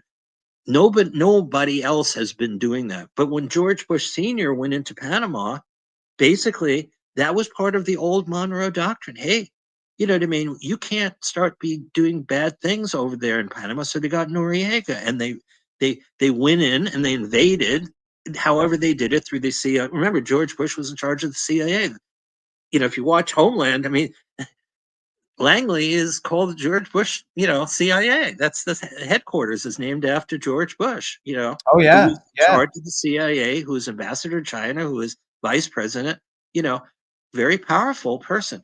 So the thing I want to say is when everybody laughs at Donald Trump to call the Gulf of Mexico the Gulf of America, again, the way he is saying things, you think back, to all of this stuff of what was happening, like the war with Mexico under the Polk administration, and how Texas became a part of the United States, the Alamo, Davy Crockett, Jim Bowie, and all these things. We grew up with all this stuff. So and the same thing under Thomas Jefferson, who gets the Louisiana Purchase, for like $8 million. Napoleon says, "Oh, we're in charge over here in Europe. We're going to Egypt. We're doing all this stuff. We'll sell that area of the United States. Like New Orleans. Donald Trump is going into New Orleans now. Lewis and Clark. The country is really small. Under Jefferson, it's suddenly we're almost to the West Coast completely. And then we eventually, California, the gold rush, and things like that. That happened right after Neptune was discovered. You get Communist Manifesto, you get socialist revolutions in Europe. This is all happening 1847. Gold is discovered in California. We have a chart for gold in where it happened in 1848 in January under Sun in Aquarius. And then you get the 49ers. Okay, the whole idea of like we can talk about the San Francisco 49ers or the whole thing of California becoming a state. You got mass migration of particularly people from China and all over the United States, all going, go west. Everybody going to the West Coast for gold. And that's part of Neptune. You see, Neptune is both soul and spirit, what gold represents, which is like the sun, which is life, right? In what's called astrology, all the metals are related to a planet. Gold is ruled by the sun, or the sun rules gold. The moon rules silver. Venus rules copper. Tin is connected to Jupiter. Lead is connected to Saturn. Mars rules iron. All of these are understood in the ancient world about astrology, relating to signs, relating to precious metals, relating to gemstones, same thing, emeralds, rubies, whatever it is. Everything is connected. The days of the week: Sunday, Monday, Tuesday, Wednesday, Thursday, Friday, Saturday. Sunday, Moon Day, Mars Day, Mercury Day. I mean, they're all, the planets actually do have these influences. It's all there. It's all part of this thing. That's what I'm saying. Unfortunately, we can't look at one country, one chart to know. But, again, we have the free will, like right now. And again, this is where disclosure, I tend to think, from what I understand, there are positive aliens and there's probably negative aliens. Or, I mean, if there are ETs, you know what I mean? We had a great movie with Steven Spielberg, but we've had other movies, right? Many other movies of very, Independence Day for one, you know what I mean? Of not so great, and so we don't know what's out there. My favorite movie of all time was the original The Day the Earth Stood Still from 1951, which is, just so you know, get this, everybody, listen to this. Robert Wise, as a young director, is the director of the original The Day the Earth Stood Still in 1951, Michael Rennie and these other people. And in 1965, Robert Wise directs, why am I forgetting? Julie Andrews, you know what I mean? It's The Sound of Music. The same director of what I consider the greatest science fiction movie in 1951 also directs The Sound of Music in 1965. 14 years later, the same director. He also directed West Side Story, which won an Academy Award. The thing is that what I'm saying is, and I've studied the charts of like these directors, or I even study the charts when movies come out, you know what I mean? Like when Gladiator, when is the first showing of a movie? That's a birth.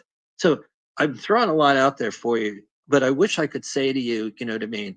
I am concerned that, it's going to be 100 years, 2 Chiron cycles within like the next 2 or 3 years. And there's a lot of repeat activity of where Chiron was in Taurus. So what I'm saying, just like Saturn, Neptune every 35 years. So there is synchronicity, okay, Rex, and everybody listening, but there is not an ability to say, this is what's going to happen. That's why you get the guy writing the book about the Black Swan. You see what I mean? You Yeah. just never know where it's going to go. During the Roaring '20s, no one thought for all those years that we would have a Great Depression. And it's just fascinating to look at history. The Great Depression brought about when it looked like Germany was not going to go to the National Socialists, which is actually the name of the party of the Nazis. They were actually the National Socialists. But because of the Great Depression, things changed in Germany, and it allowed what happened to happen, you know what I mean, in 1930s and 1940s, because there was a depression, you know what I mean? And just like in 2008, when the Republic was saying, everything's fine, there's no cause for any alarm. And then we had this mortgage-backed security, which came out of nowhere and could have toppled our whole economic thing. They put $700 billion together, you know what I mean? How do you do that? And by the way, this is the other thing. I mean, we're all worried about our own dollars and cents. What can we afford? And yet we also know, right? You would know this.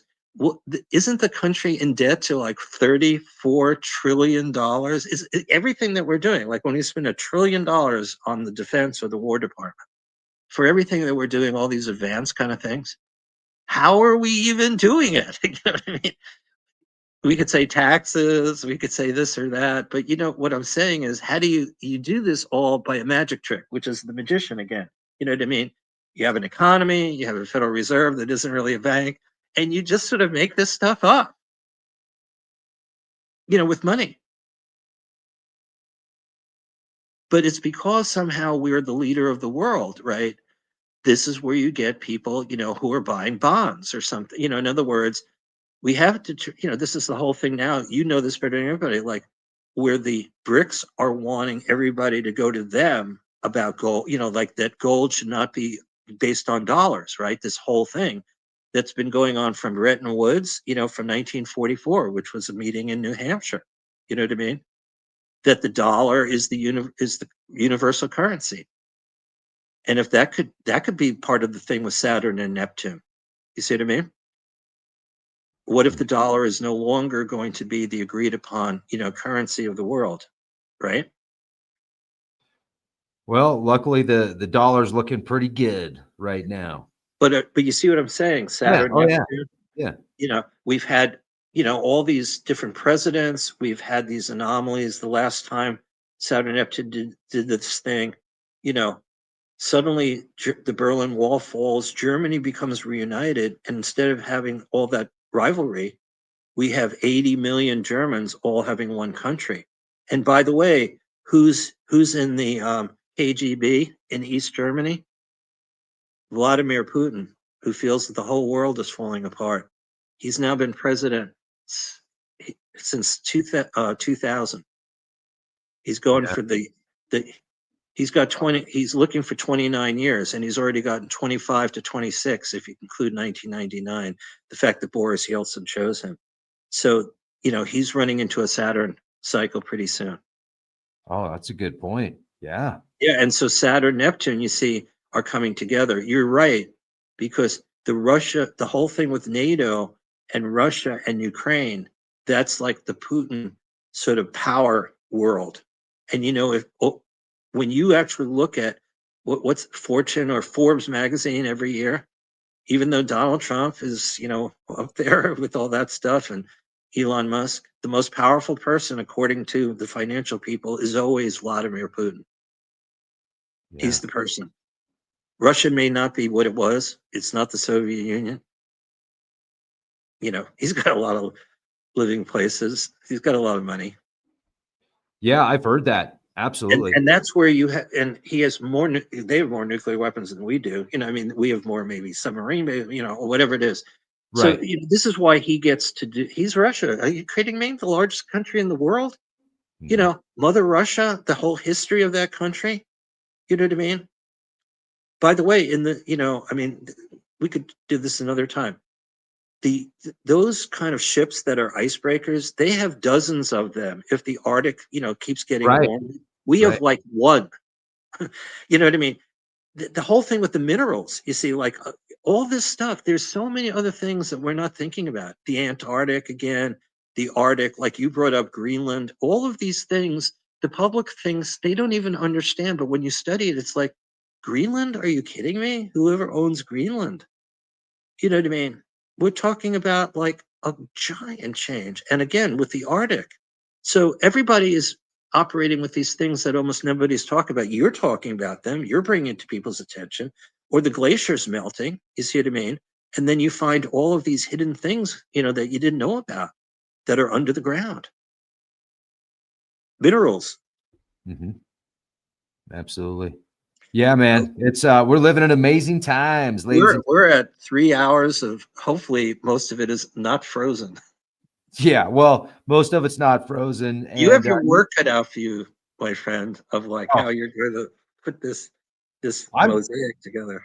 it's live, man. It is what it is. So yeah, we work. See, folks, that's like you just gotta let Mark go sometimes because he'll bring the information. And dude, the comments are great. The people are There's great. always Mark's are there's great. always a couple of areas that are too gray. I'm getting gray, white and gray, but there's some topics that are too gray for us to entertain Yeah, yeah. at this, But at you know this what? point. We That's will. We need to do this again. And when we do it again, what I'll do. See, I want to actually do like a predictions show. I want to because I look back at my 2000 and it was like 2020, 2021 predictions. I made 33 predictions. Yeah, folks, 33. I wanted to be Illuminati. I specifically chose 33. I was like, I love. Oh, um, 33 is a good number. Oh, let me make it. Let me but give you. anyway, I did just real quick. So I did 33 and Okay. I got like 24 of them right. And they were very specific. Like they weren't like Nostradamus predictions that are so vague you could So put anything I together. should be interviewing you, and we should reverse roles somehow. If you We set up should. the equipment, Matter of fact, let me see if I can. if you want a predictor, Dude, okay. I Well, let me get. love doing I'm going to predictions. give you. I'm going to give everybody an opportunity for something. Okay, on January 6th, we know there was the controversy of January 6th a couple years ago. On Tuesday, January 6th, coming up, the sun is conjunct Venus, which happens once a year. So it's the Earth and it's the sun and Venus are lined up. That's an astronomical fact. It happens at 8:37 in the morning Pacific time, which is 11:37 Eastern time, and you can keep doing that. The sun is with Venus in the sign of Capricorn, which is the third and final Earth sign. Venus rules love, it rules friendship, it rules creative artistry. It has a lot to do with money.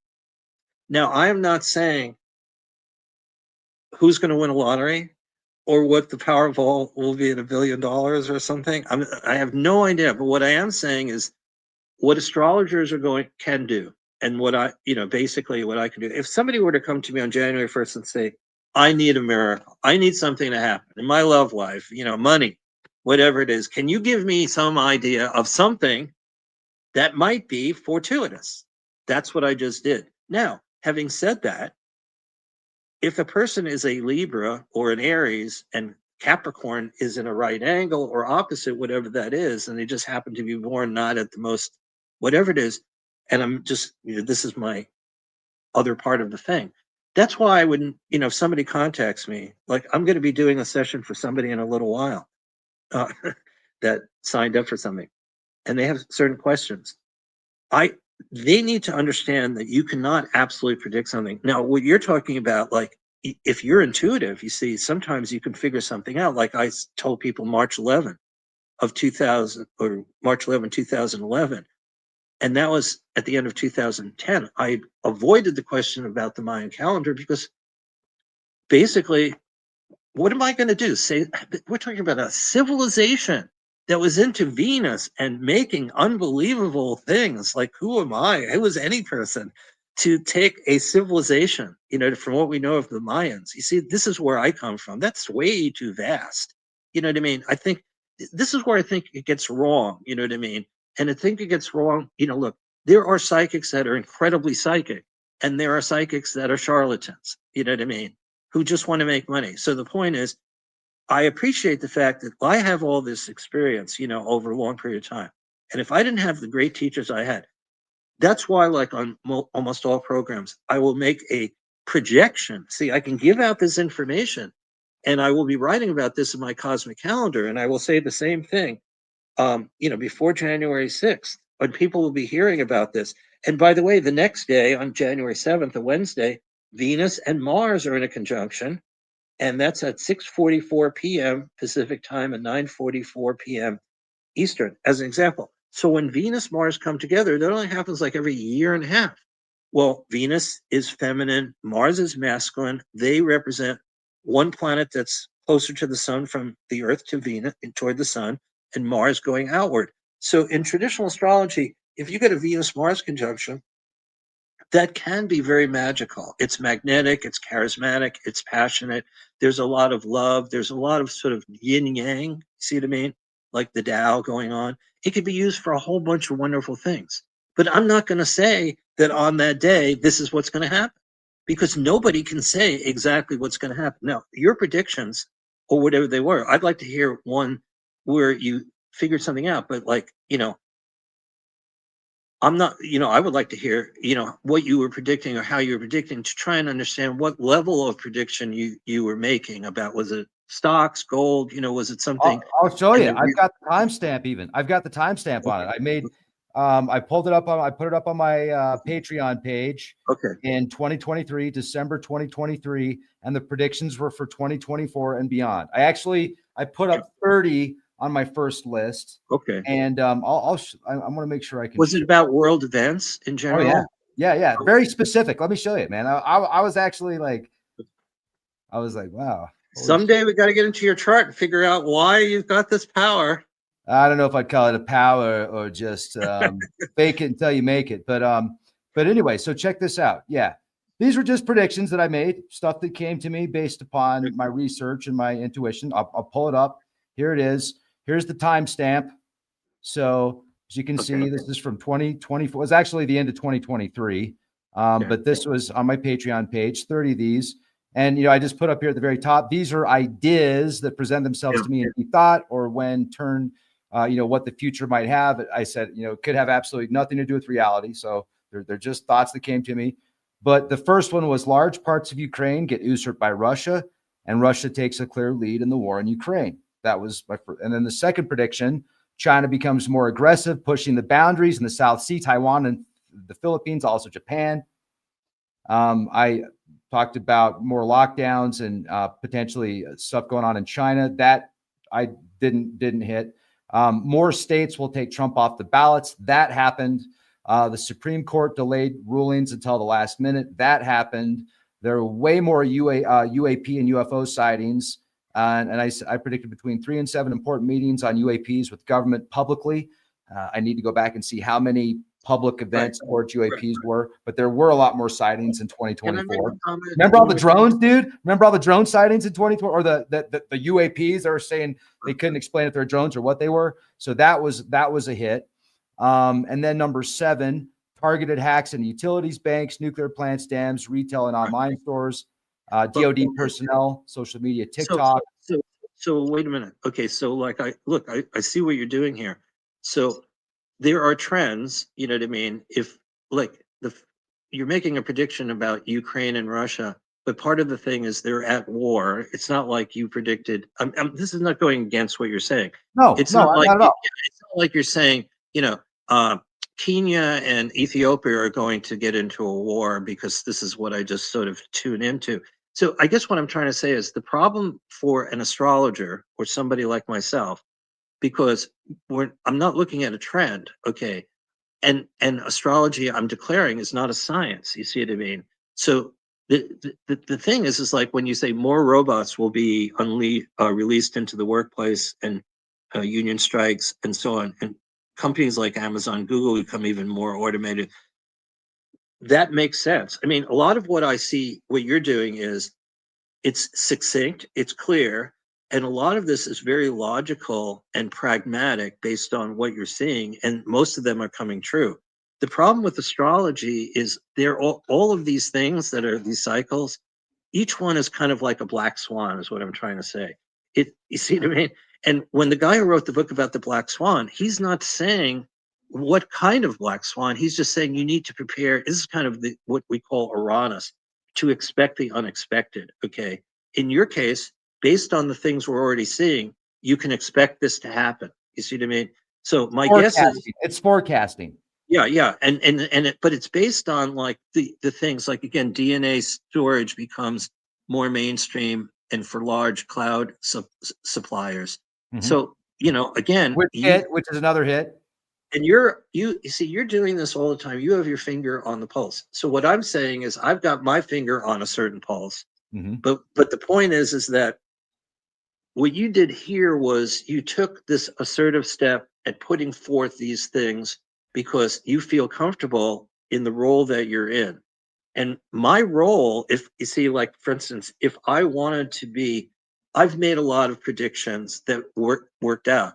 But the point is, I don't want, you see, here's the thing that's different in your thing. None of the things that you're writing about says whether people have free will or they don't. You see, no, there isn't one of those things there that comment on the fundamental principle of astrology, which is what people want astrology to be, which it isn't, is that this is what the complaint is from all the astronomers. It's like, you think that I can't do whatever I want. No, that's not true. You see what I mean? They're assuming that astrology is either all fate. You see what I mean? Based on the chart. They're assuming that. That's not true.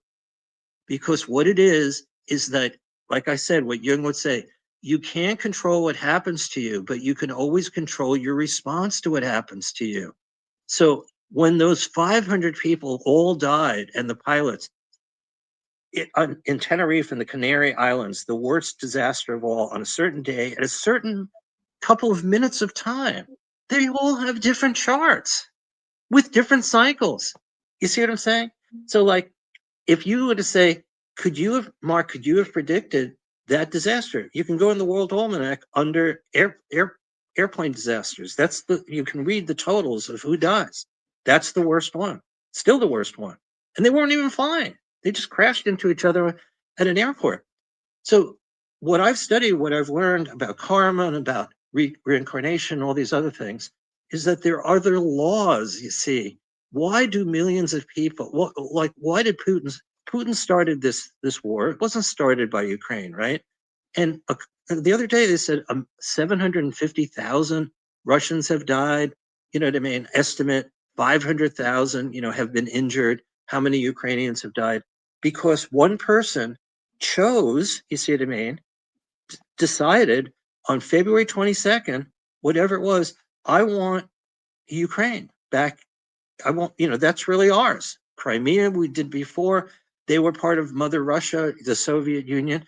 And I think we need to take it over, right? It was one person, Putin, saying, here's what we're going to do.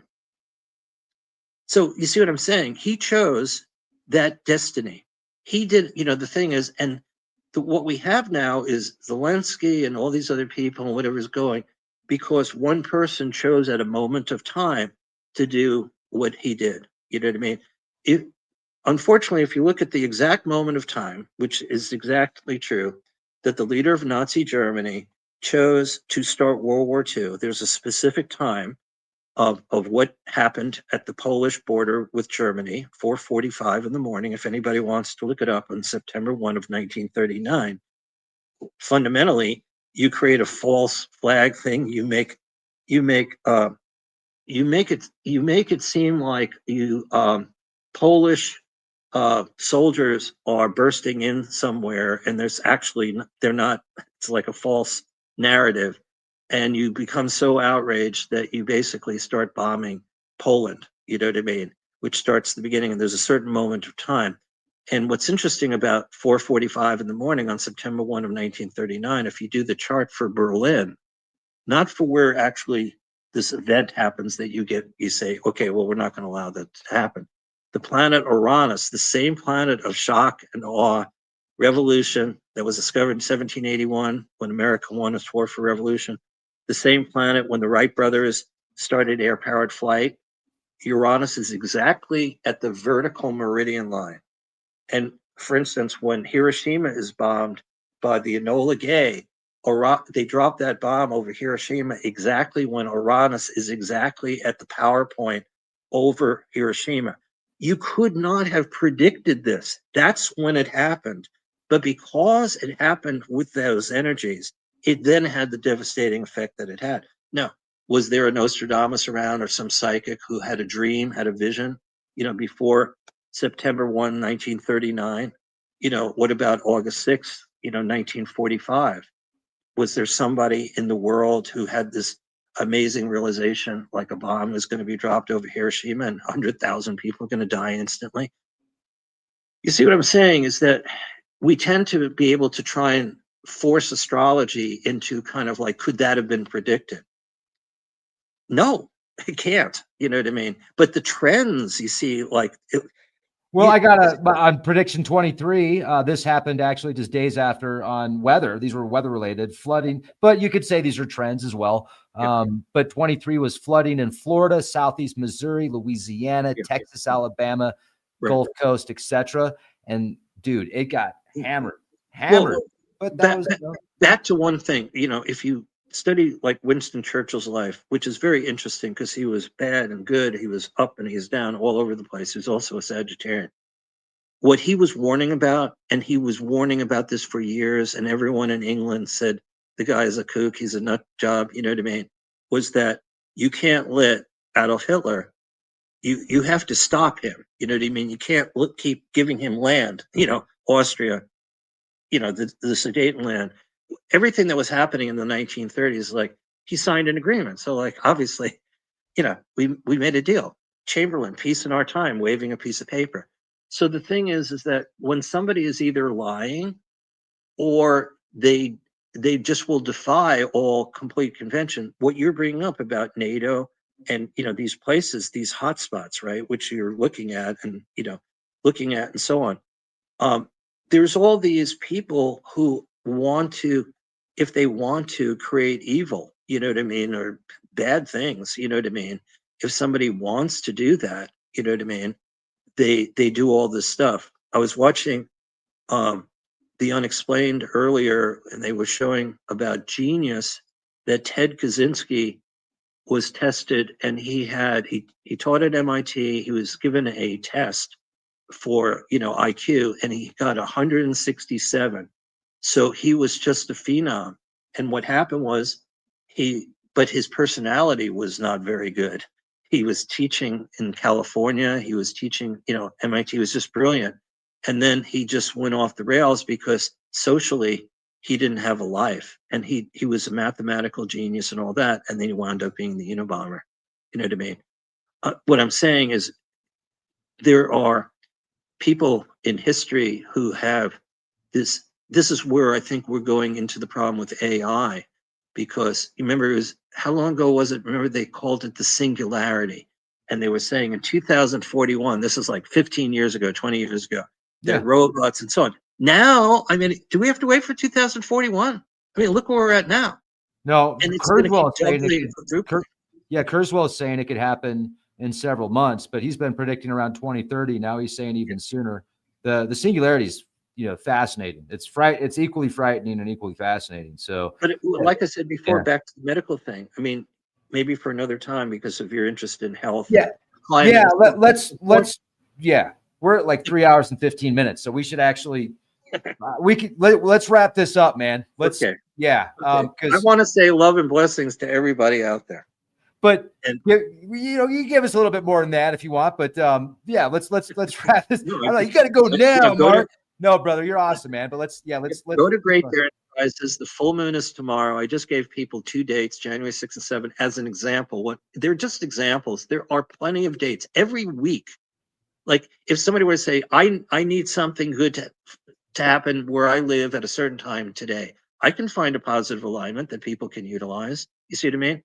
It's a question of giving information and people at least believing that there's some importance to that. So it's not a question of, okay, well, Sun is with Venus. Okay, now there's going to be a lot of things that could happen that would be related to positive energies about love and friendship, creative artistry, and people making money that will appear on that day. And if somebody's a sun sign Capricorn, or this conjunction happens on the person's rising sign or conjunct, there are billions of people out there. But to make a blanket prediction, you see what I mean, about that. But you see, I'm giving very specific advice. You just were talking about floods at a certain point and other things that would happen in that year. You see what I mean? Or as over so many months. It's not fair. What I'm saying is when somebody asks for a prediction astrology, astrology doesn't work where you can say in the month of February, because on February 20th, Saturn and Neptune will make a conjunction, therefore the entire month. Or is it going to be 6 weeks from start to end? That gets into a kind of completely different thing. What I am telling people is on February 20th, there's going to be Saturn conjunct Neptune at a place where it hasn't been in over 2,000 years. And we won't have another one of these somewhere else in the zodiac for another 35 years. So if you know what Saturn is, which is discipline, hard work, and responsibility, and Neptune is universal love and soulfulness and creative artistry and your psychic sensitivity, merge the two of them together and use that day to change your life for the better. Now, I just gave a very positive thing, but on the same day, all kinds of hell could break loose in all kinds of places due to astrology factors. You see what I mean? And if you took like the top 1,000 astrologers, where they have 50 years, 30 years, or 15 years, or 5 years, and you could get a whole bunch of projections about the day, what's going to happen is somebody will say, wow, that person was really close. So they, knew whatever it was. Well, that could also be a very lucky guess because of their intuition. Like what you did, how many of your 20? Well, I got at least half of them right. Out of those 30 predictions, I'd say I got at least half right. Okay. But they're forecasts. They're not prophecies. They're forecasts. And it's future forecasting. It's think tank kind of stuff. But I'm the think tank. Leak Project's the think tank. So, well, thank you for posting all this. And,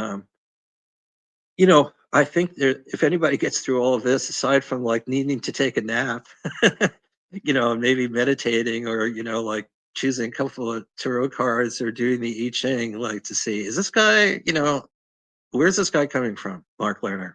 But the thing is, look, I can't do this without you. You can't do this without me or whoever your guest is. It takes two to tango, right? I mean, it does. And it takes really cool people like you to tango with me, brother. So look at the comment here. Thank you for a great Wow. 3 hours. Went by fast, not a glitch in the presentation. Very interesting. Except for the frozen conditions. You got snow and ice on the starlight thing over there. You got that right. Glitching on my side, but not on your side. So Well, thank you so much for having me. And maybe because I put that January stuff out, just so you know, and I don't want to rush you to put me back on, but New Year's is a special time. The one okay. thing I will say in closing is this: everywhere around, this is kind of a universal thing, whether we like it or not. You know how New Year's starts. What happens is it all starts in the East. This is the same thing about, by the way, a little hint to everybody about stocks, bonds, gold, and silver. The financial day begins in Asia. Then the waves move into Europe. And then we get the last say. It's the way the earth turns. You see what I mean? So if you're watching the news, you see what I mean? America gets to say, no, we're not going to allow, the loss in the Japanese Nikkei. You know what I mean? We have a different opinion. And when they weigh gold in London, whatever it is, we still have time, you see, in the United States to factor that in. Do you see what I'm saying? There's a wave of all this, and every day. The reason why Japan's flag or the thing is the rising sun is that's where the sun rises when the day starts. So New Year's is, if you watch TV, most of us will see this with the ball dropping. Adelaide, Australia, or Sydney, Australia, they're exploding fireworks. You get Japan, you get Shanghai. And now it's becoming, there's so much, it's actually really exciting to watch this stuff just as a visual, And if the ball dropping in New York, but now on social media or on TV, what's happening in Paris, the Eiffel Tower, what's happening in Moscow, what's happening in Tehran. This is one of the cool things. So what I want to say is this is a weird astrology thing because it's not one moment of time. It's the midnight position as the day spins, like the soap opera as the world turns. So what's happening is these people, here we are in the United States, or if you're in the West Coast or in Hawaii, you're watching all this stuff. They're already in the new year. They're already thinking two things, and that's basically where the sun is at midnight locally all around the world on January 1. The sun is under the earth. We're not starting at sunrise. We're not starting at noon. The way that the year starts for each of us locally is when the sun is buried on the bottom. It's midnight. See what I mean? When the sun is gone. So what do? We create all of this artificial fireworks and go crazy because it's January 1. And January is a god which was called Janus. He is a two-headed god looking back to the last year and forward to the new year. So this is the key year. Is that connected to Gemini also? Yeah, connected to Gemini is the twins, but really it's its own thing. It's January, which is the end of the old year, and somehow this is what we've all chosen. So it doesn't matter, even though the months of the year came out of Rome. You know what I mean? July is named after Julius Caesar. August, Augustus. You see what I'm saying? September, all of these things. March was actually the beginning of the ancient year, and that was Aries and so on. That's why we have, the beginning of spring, Northern Hemisphere, March 20th. But these other kind of things, January, February, every month is named after a particular god or deity. Okay. But January is a two-headed god. It was like one essence of being looking backwards and forward, like in a mirror, right? And we are moving from a 9, 2025, a 9 vibration to a 1, 2026, which is like old karma being released. And that's why, again, I want to be thinking positively. But the February 20th date of Saturn Neptune, that's within 2 days of the start of the war, 4 years ago. See what I mean? So you're right about bringing up NATO. You're right about what are they going to do? If America starts pulling back, because the tendency of Donald Trump is to say, look, hey, Zelensky, take a deal. You know what I mean? And they don't want to do that, right? And this is why this is taking such a long time. And probably what's going to happen, if it's going to stop, I mean, the question I would just say here is Putin seems like he wants it all, right? But what Zelensky, if Zelensky could have the Europeans, you see what I mean, guarantee everything. Forget the United States for a moment. You know what I mean? Guarantees that Russia won't take anything more. Otherwise, I don't know how you make those guarantees. You know what I mean? It's, you know what I mean? If Putin or Russia or decide to do something bad again, you just break the agreement. You see what I'm saying? Just Yeah. like what with Chamberlain getting, peace in our time, and then Churchill having been right all along. You can't trust somebody's signature. So look, think about it. How happy is Zelensky or anybody who loves, the freedom fighters of Ukraine going to feel if they show, all these different representatives at some table in Geneva where Putin is signing a piece of paper, saying, I agree that I won't do anything bad in the future. Fair. After all, if he's gone, you only have his signature, right? Right. You don't know who's coming after that. You see, that's part of the problem here. All these guarantees are only based on good faith. Yeah. That some bad person won't come along who's even worse. That's part of the reason, Putin may be Well, bad. so is money, if you think about it, right? That? Money, it's based Yeah. on good faith. I mean, Yeah, it's totally all based on good faith. What you pay for something, what you sell something for, what somebody pays you. That's what I wanted to get at. Okay, I'm so glad you said that. So at the moment of the new year, everywhere in the world locally, the sun is in Capricorn.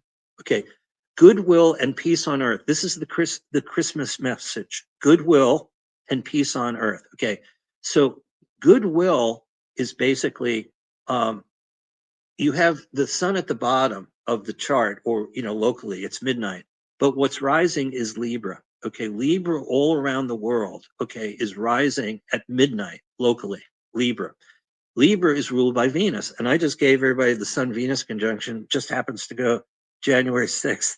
Somebody said go fishing, it isn't easy, but you see a success eventually. I love that one. Yeah, there you go. There's a prediction for you. I love it, Yeah, man. eventually you'll get like a small fish, maybe, or you'll get like the biggest swordfish that's ever existed. But anyway, I caught a giant tortoise with a group of people in a small boat when I was in summer camp one point, and it actually happened. But at any rate, the thing is, what I want to say is, so Libra rising, this is the message for everywhere locally. So we could all do this together, you know, folks listening. Every New Year's from the rest of your life is a new beginning with Libra rising and the sun below. Okay, so there's nothing necessarily on the horizon except the sign Libra, which is balance, equilibrium, fairness, equality. It's ruled by Venus, which is love and harmony, friendship, and all these creative kind of things. So we're all wanting that. And it's also how we partner. So all of our love relationships and all our societies, that's the sign Libra on the horizon. And the sun is down below. Okay, which represents kind of the illumination of humanity and the power of Mother Earth. You see, peace on earth, goodwill. That's what New Year's is all about. Aside from all the football games Some good football and the betting and the and the betting. yeah and the predicting, of like which what how many Hail Marys will be received in the Right. main part of the game, and for how many yards, so that like somebody will win even more money than the Powerball. Now Oh, everything is like a pitch, a football. When is his knee down? How many soccer balls? What was going to be the soccer score of some kind of tournament? right. Right. Oh, you know what? We should finish with some good news for 2026. So folks, 2026, we are going to see a lot of new technologies, and I think a lot of that's going to move out towards the medical and the health aspect of things, for the positive, for the better. Potentially, life extension kind of stuff. I mean, there's been a lot of talk about it. I read an article recently where in vitro they were able to reverse skin cells by years, according to this. Let me pull that up because I want to get it right. So, By the way, I'm going to have to go shortly to make a call. I didn't okay. think we. Yeah, So I didn't think we were going to go this long either, but no, let I me didn't. show this real quick. But I'm glad we have. So this is the article. This is it right here. So according to according to scientists have reversed the biological age of skin cells by 30 years using a partial cellular reprogramming technique called maturation phase transient reprogramming. All right, folks. So pretty cool, right? Pretty cool. And yeah, and Mark's got to go. So see what happens when you talk for 3.5 hours. I'm supposed to actually talk to somebody on the East Coast, and they haven't confirmed. So we'll see if that happens or not. Okay. But thank you, brother. Thank you, everybody, for viewing and listening. And visit Great Bear Enterprises. There's a lot of complimentary stuff and a lot of things that are discounted, and I bend over backwards to try and do things that are flexible, affordable. You can find something for everybody there. Absolutely. Do it, Thank folks. you. Makes a big Christmas gift too. Yeah, you too. Okay. So See maybe you. we'll be back around New Year's. Let's do it. Okay. Take 3 care. hours and 30 minutes. And Wow. now I'm going to close it in 20 seconds so we can be 3-3-3. You can hang up now if you want to, but I'm going to spend 15 more seconds with the audience here. Much love to everybody. I really appreciate you. I want you to be excellent to each other. Remember, this conversation was for entertainment purposes only. This is a live action role play, and be the change you want to see.